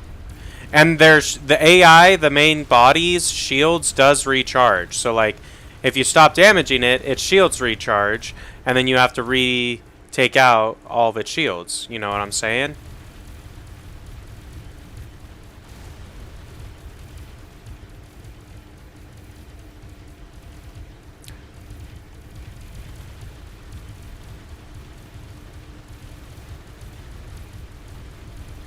Whew! We're getting them, though. We still have over half of our shields left, and we're more than halfway through this fight. Like, yeah, there's a lot of small ships, but once we take out the big one, and they're not really breaking apart anymore, it'll be easy to clean all those up.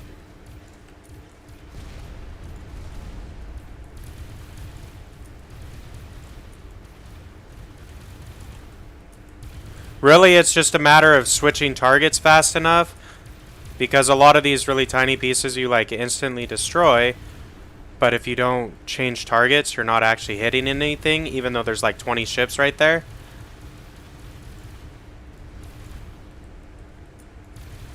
And sometimes it's okay, like, you can switch focus from the bigger craft to the smaller ones. Because as it gets smaller, like, it doesn't recharge all of its shields back, you know? Like, it won't recharge to the same amount of shields it had when it was big size. But it will recharge shields, so... it is good to, you know, poke the bigger chunk at least once in a while.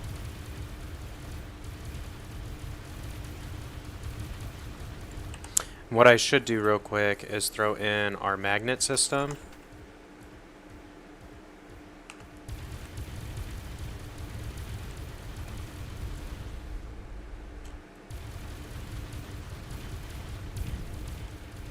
I was gonna say, why is his shield, like, staying so long? It's because we weren't in range for our Teslas to hit.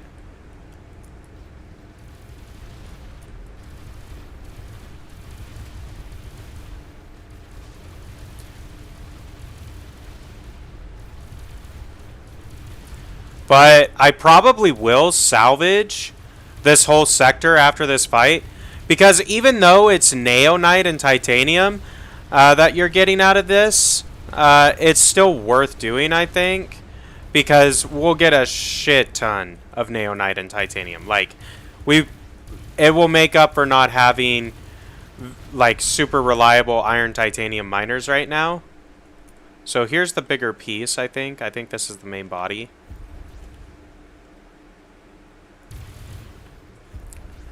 Let's go break this up.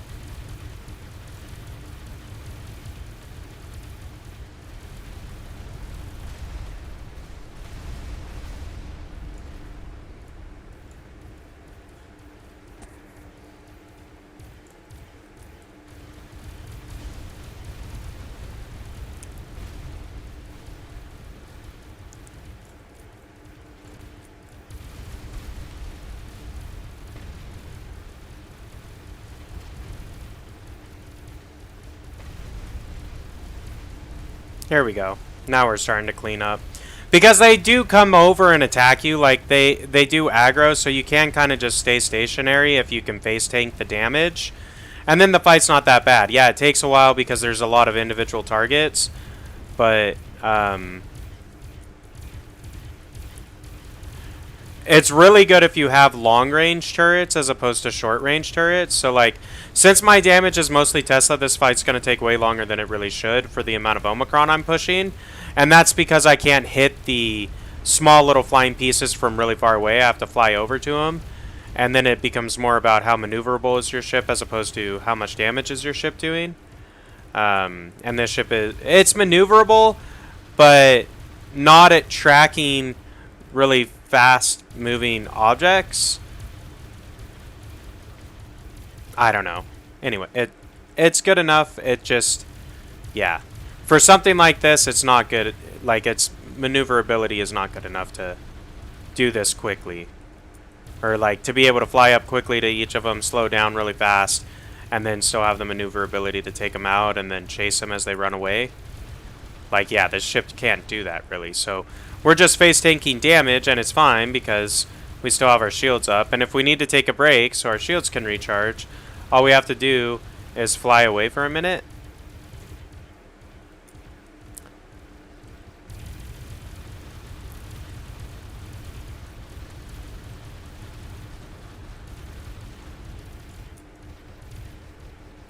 But sometimes it is good to move.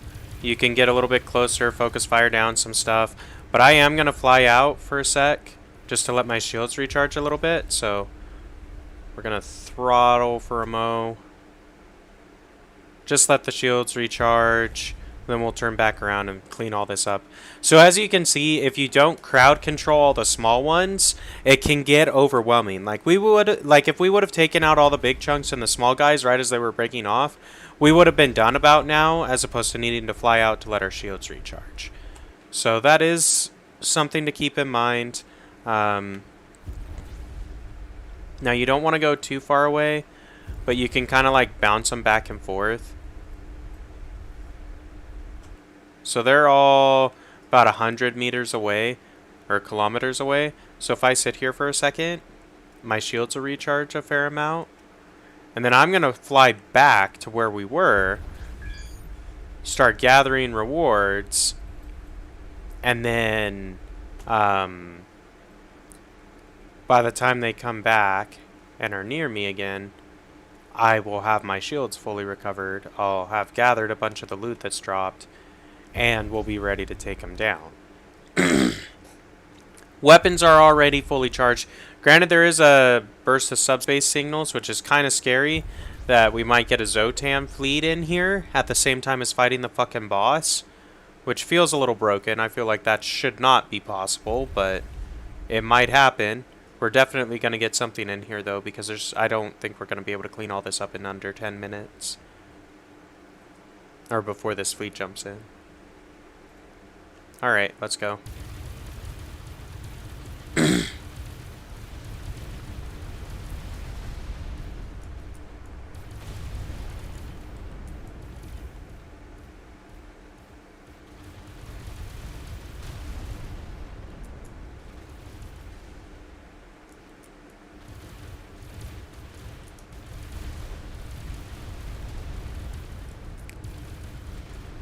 The key to this one is really just to switch your targeting focus. Every time you destroy one, just click the target focus again. Otherwise, you won't be able to hit all the little pieces as they break off.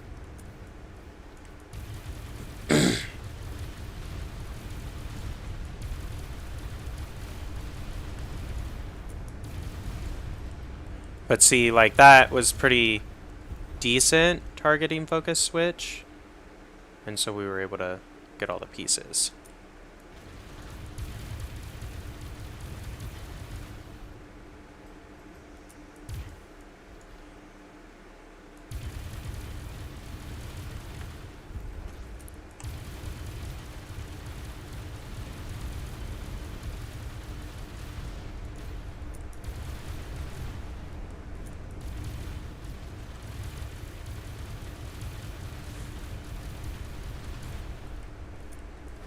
Not too bad.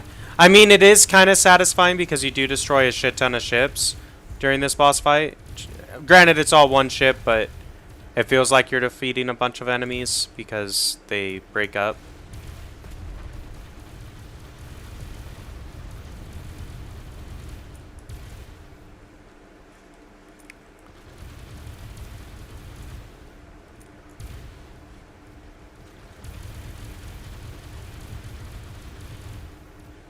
And really, I should build an automated salvaging ship and send them into this sector to do it for me, because that'll ensure that I actually get all the systems and stuff and don't miss any.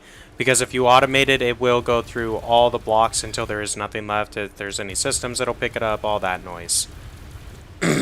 So that's probably how I'll do this. I'm going to set up a salvage, auto salvager, which will be good to have anyway, because I don't have one of those yet. And then I can just bring that in behind my battleship to like clean up the aftermath, and that'll help boost my resource gain by quite a bit. Even if we're only picking up stuff from like defeated pirates and or like raiding a faction or something like that, like it'll still result in a fair amount of resources gained compared to just mining alone. So we are starting to get to where I kind of want to like go recharge the shields because there's still a shit ton of enemies. And I'd prefer not to drop the shields because then it takes longer.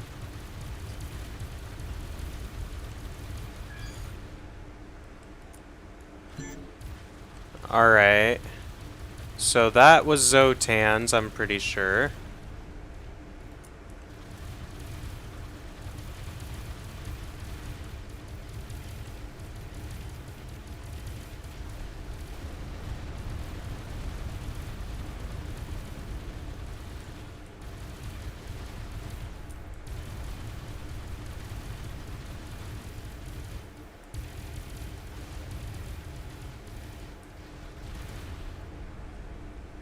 Okay, we're gonna go recharge our shields. It's what needs to happen. Those are the Xsotans.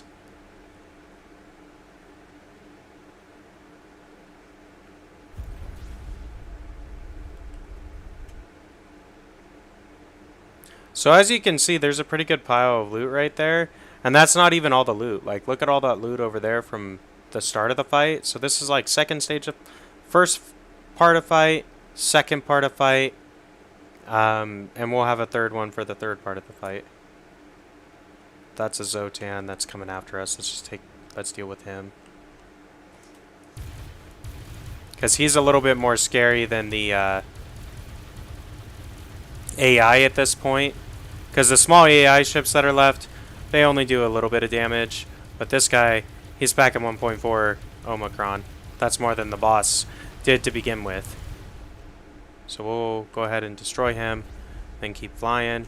And since we didn't take any damage, we are still recharging our shields anyway, so it kind of worked out. Because we're either we're gonna have to end up defeating those Xsotan, or the AI is gonna defeat those Xsotan. And I have a feeling that we're gonna end up defeating the AI and the Xsotan, and they're not gonna cross aggro. I mean, they are kind of cross aggroed. Like those that's a Xsotan right there, destroying the AI for me. So that's kind of helpful. But yeah, if the Xsotan destroy all the AI, I'm still going to have to defeat the Xsotan. And the Xsotan ships are going to be a little bit stronger than the AI ships, I think. Just based off of what it looks like. I don't know. We'll see. Hopefully they end up going after that swarm instead of after me. But I'm going to pick up as much of these systems as I can. Just because it'll give me a better idea of what we actually got from this boss fight without having to wait for a salvager to come through here and gather everything up for us instead. So their AI and Xsotan are cross-aggroing right there. That is good. Might get a little bit more time to pick up some systems. We have the magnet in, right? Yeah, we do.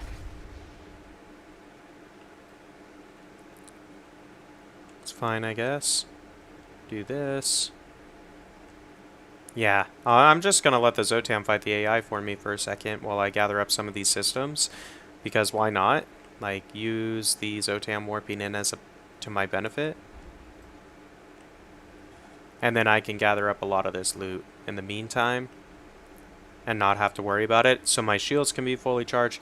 That way, when I finally do have to fight either the Xsotan or the AI, whichever one is left over, and comes over and starts attacking me first, I will be fully recharged and ready for combat, as if we warped out and hung out for a little bit and then went going. Granted, this is going to increase the total time to kill the boss. Like, we're already sitting at almost 20 minutes of time for this boss, but it doesn't necessarily matter how long it takes you to do it, because if you get the artifact, you don't have to farm this guy necessarily. And once we have more Omicron, and if I would have been more efficient about switching my targeting, we would have been able to defeat him a lot faster. It's just I kind of was being lazy, more or less, and that's what happens when you're lazy when you fight the AI. It makes it take forever, but it's all good.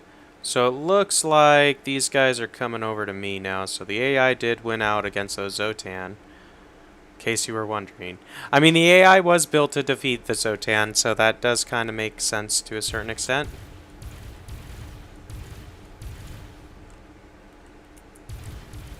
Shield's not full, but full enough. We should be able to deal with this fairly easily.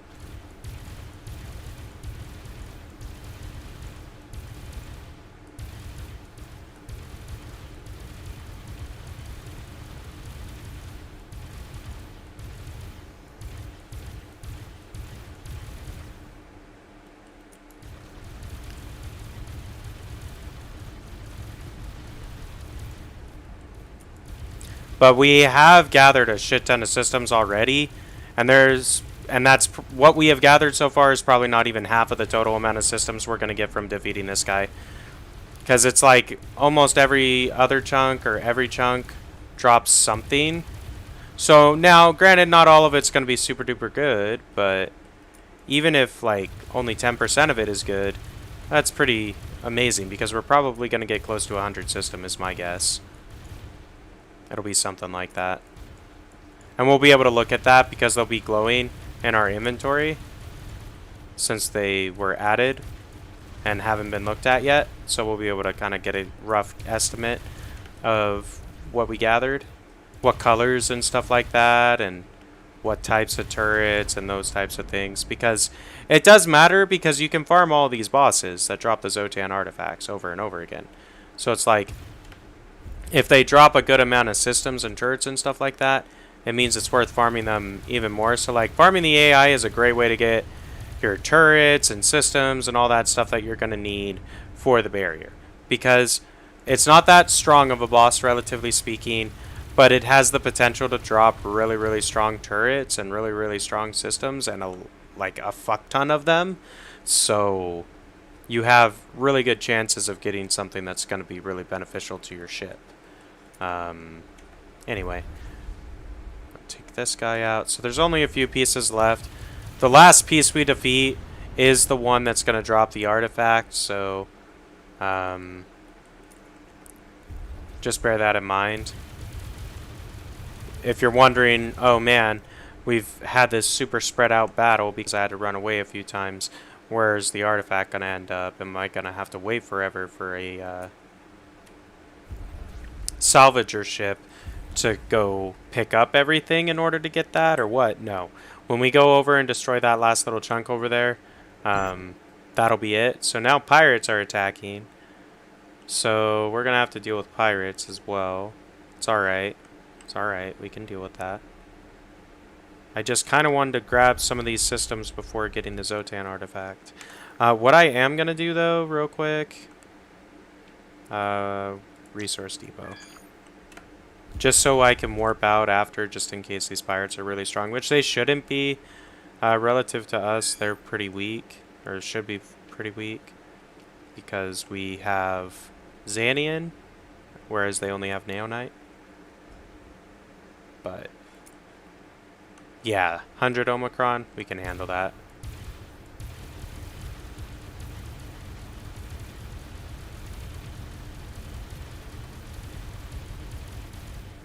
There's one.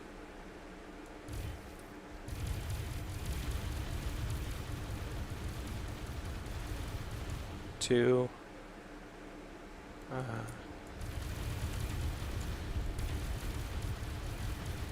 3.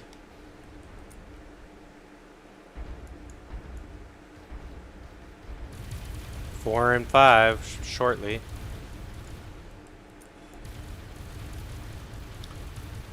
And there we go. Pirates are dealt with. Pretty easy. Nothing too crazy about that. Pirates are fairly simple to deal with anyway. We will re-lock onto that so we can find our way back to the AI. And that is basically like where he spawned in.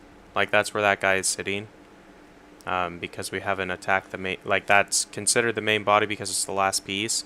So it's sitting where the main body normally spawns in.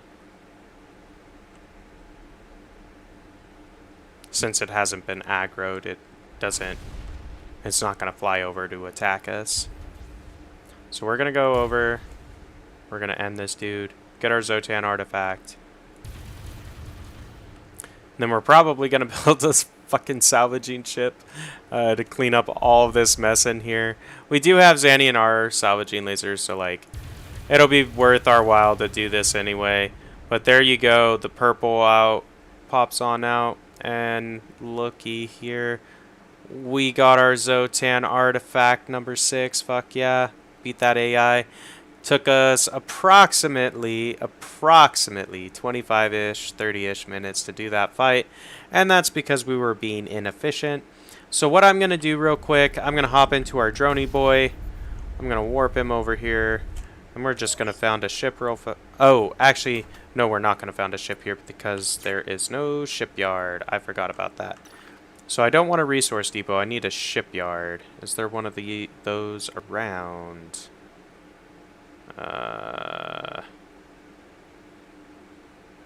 Shipyard. Shipyard, okay. We'll just warp down here. Not a big deal. What I will do... AI scrap. just so I know where to send the salvager. But we'll repair the ship real quick too. We'll warp over there. I'm gonna go to the shipyard, build a salvager ship real quick, send it over. Then we'll go over the loot that we picked up and probably wrap up the stream. I might stream a little bit later today. I don't know. We'll kind of play it by ear. But yeah, feels good. We've got 2 of the artifacts down already, and we're still under 30 hours for sure. I think we're still under 25 hours. Pretty confident on that. So that's not bad, especially for expert. I know a lot of the people I've seen play the game for expert playthroughs, it typically takes them like 100 hours or so to like beat the game on expert. So we'll see. Hopefully we can kind of match that to a certain degree. But okay, we got shipyard in sector, so we can apply the template we're going to want to apply. Build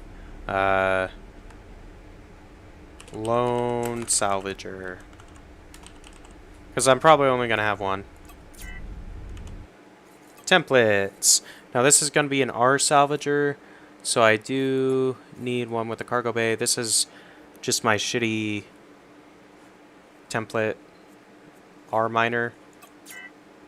So we'll just use that. It's good enough. Good enough. Alright, so it needs some unarmed turret slots. We'll install one of those permanently. I think how much crew does this take? 50 and 28. Okay, that's actually quite a bit. I do want to take the salvaging lasers off this bad mama though, because those can go on the other ship.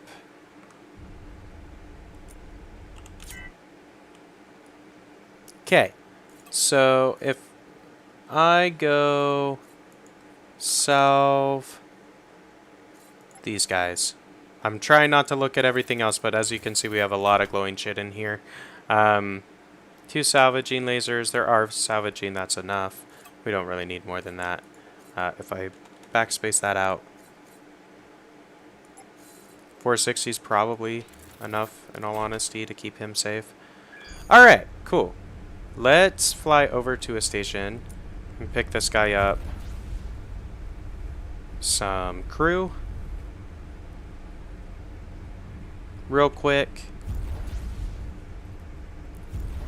And then I'll take a look. I might throw in like a warp system and a generator system and stuff like that, just so it can move a little bit easier. That type of a thing. Yeah, this is an ugly as fuck ship. Like, don't get me wrong. But it is what it is. I am going to set these guys to 2, this guy to 1.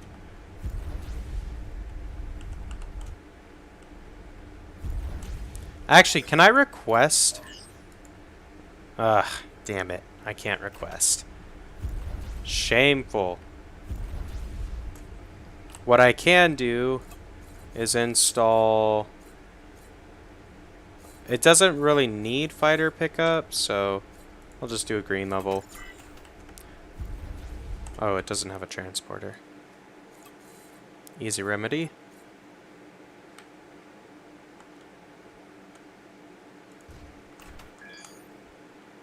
Perfect. Oh, man. Alright. Then I can put in a generator, I think. Assuming I have one. Should have a green one. No? Whatever. That's fine. It should be fine without. I mean, once I actually put the crew on this ship, it should be pretty good. It's very maneuverable and things like that, because it is designed to be an R mining ship, but it can work as an R salvaging ship because it has the cargo bay on it is the main thing. But I make it super maneuverable so it can adjust really effectively as it's doing its deal. Anyway, alright, so I think we need 3 gunners. Cool. That, we probably need like 6 of these. Yep. Those... I'm just going to hire one because we're here, so why not? The rest are going to be this, and we probably do need about 50 plus 30, like 80. We'll take a look and see if that's enough. So 50 mechanics, 28. We got the 2 lieutenants, and so we need 8 more.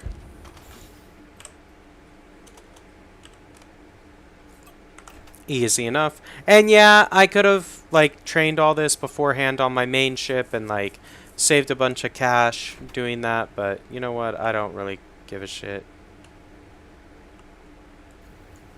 So this is its little turret, and then its salvage laser is cool. If I put a hangar bay on this ship as well, I could, if I upgraded the transporter software, use the salvaging fighters that I have on this mothership with this ship. And ultimately, like, if we start doing more and more with salvaging, we probably will upgrade it like that. But for the time being, like, we'll upgrade it to a new template that has hangar bays and stuff so we can use the salvagers. But for right now, I think I'm content with this. So this guy's automated. Let's go ahead and throw in some warp stuff. So jump range and cooldown, permanent install, sure, that's fine. Really, I should save that for my main ship, but it's okay. Put that there. It doesn't need mining. It could use a percentage cargo bay increaser. And then I think that's good. So I'll swap over into my main ship. And then we're just going to take this salvager. We're going to take this salvager. We're going to warp him into the AI scrap sector. And then once he gets there, it'll de-automate. Okay, let's take a look at all the loot we got. So let's start off with the system. So we got our Xsotan Artifact 6. This AI Xsotan Artifact is really useful, especially if you're going to do a carrier. And when I say the term carrier, I mean a ship that utilizes fighters to either mine or salvage. If you're doing either one of those, or for combat. So like if it utilizes fighters, the AI system is amazing because it removes the requirement for pilots, gunners, and miners. So any of the fighters that you add on a normal ship, you need a pilot, and then you may also, so you'll need a pilot to fly the fighter, right? So that kind of sucks because fighters you have to purchase or specially train. You can't just use basic crew for. But typically if you're automating a ship and you're putting this artifact in it, you're using fighters for combat or for mining or salvaging. So it's either a gathering ship or a combat ship with fighters on it. Well, this removes the requirement for the pilots, but it also removes the requirement for whatever type of guns are on it as well. So pretty strong. It does reduce crew requirements a lot, so you can kind of work this into ship designs if you know what you're doing, if you want to. So there's that. That's pretty good. As far as yellows, we got these, I think, and then maybe like a shield or something like that. We got some more transporter softwares, shield boosters, turret controls. We got a mining system. I think these cargo bays are new. Shield booster green level, bunch of greens, bunch of green unarmed and armed, which is nice. Bunch of white levels, so, and black levels. So these are good. We can either just sell them outright or we can combine them at the research station, which is probably what we're going to do because we still need to combine. So like we've got 3 of these guys right here.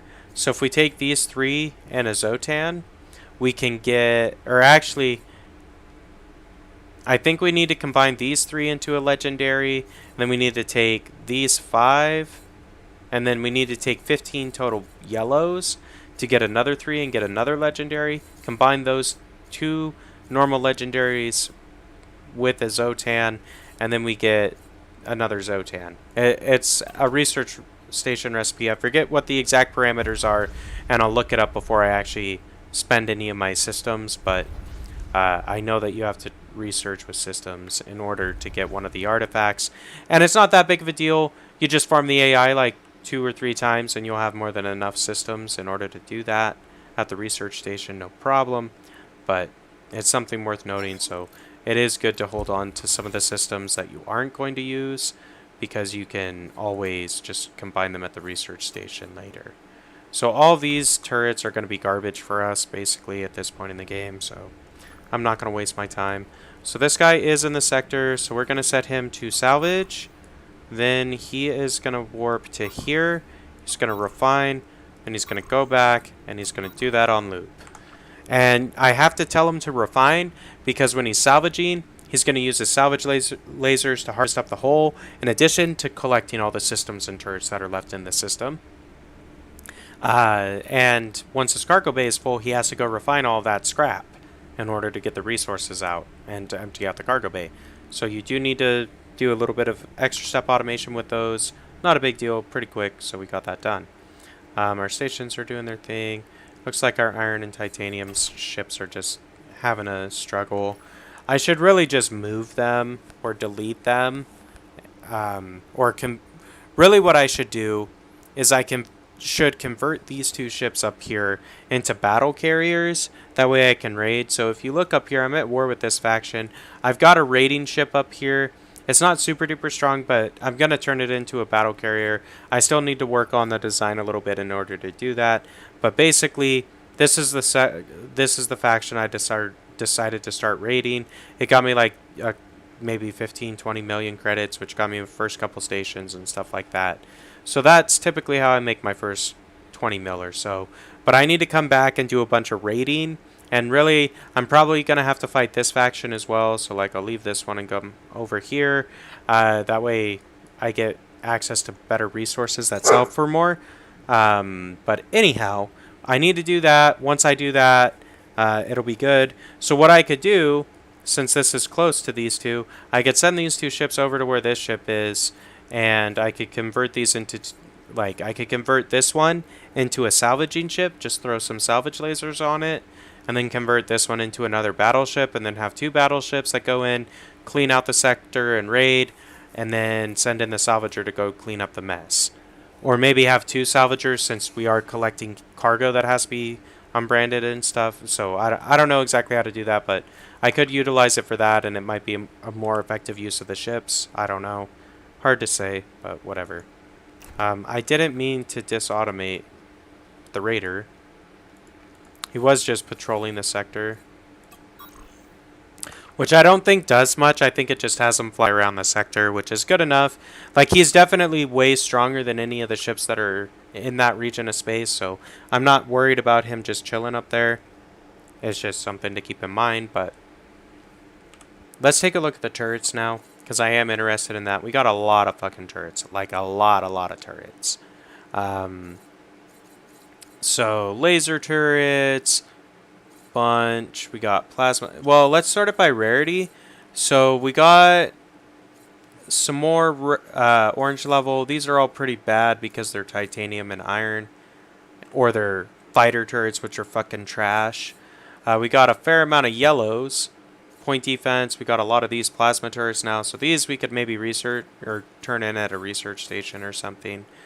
Laser turrets, or we could sell them potentially for a fair amount, because they're not that great as far as damage is concerned. There's all fair amount of blues, fair amount of greens, fair amount of whites and blacks, so I would say we probably got between the systems and the turrets maybe 100 to 150 total drops, which is pretty good.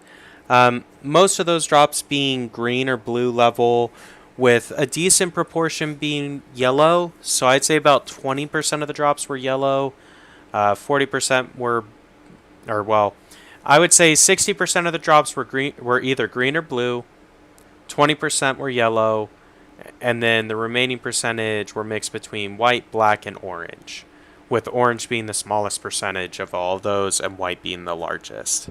And that's basically what it works out to be, kinda. So not bad. Farming the AI is pretty good, so I would suggest it. I still need to fight Swax in the energy lab and purchase the system from the mobile merchant and get the research station one. So I still have some work to do. I still have to do Project Exodus as well, which I'm dreading, but I have the warp system now, so I can do it. But anyway, so we're getting closer to being able to cross the barrier. Our ship and technology is definitely at a level where we could cross the barrier right now. It's just we don't have all the artifacts yet. So what I'm going to do, I'm going to wrap up the stream here for today. If you enjoyed it, be sure to follow me on Twitch if you haven't yet, and subscribe to my YouTube. I do put all of my... Oh, I got a salesman trading system? Fuck yes! That is amazing. I am installing that right now. We're going to take out the tractor beam. We're installing this. Permanent install. Yes, sir. Yes, sir, Bob. So we have an economy overview. Economy scan range is 15 sectors, and it does a trade route for 5 sectors. That is crazy. Okay, cool. I'll show you what that actually means for us. So trading overview, supply and demand. We can actually see what that's like. So gold would be really good here. Silver would be pretty good here, and so would platinum.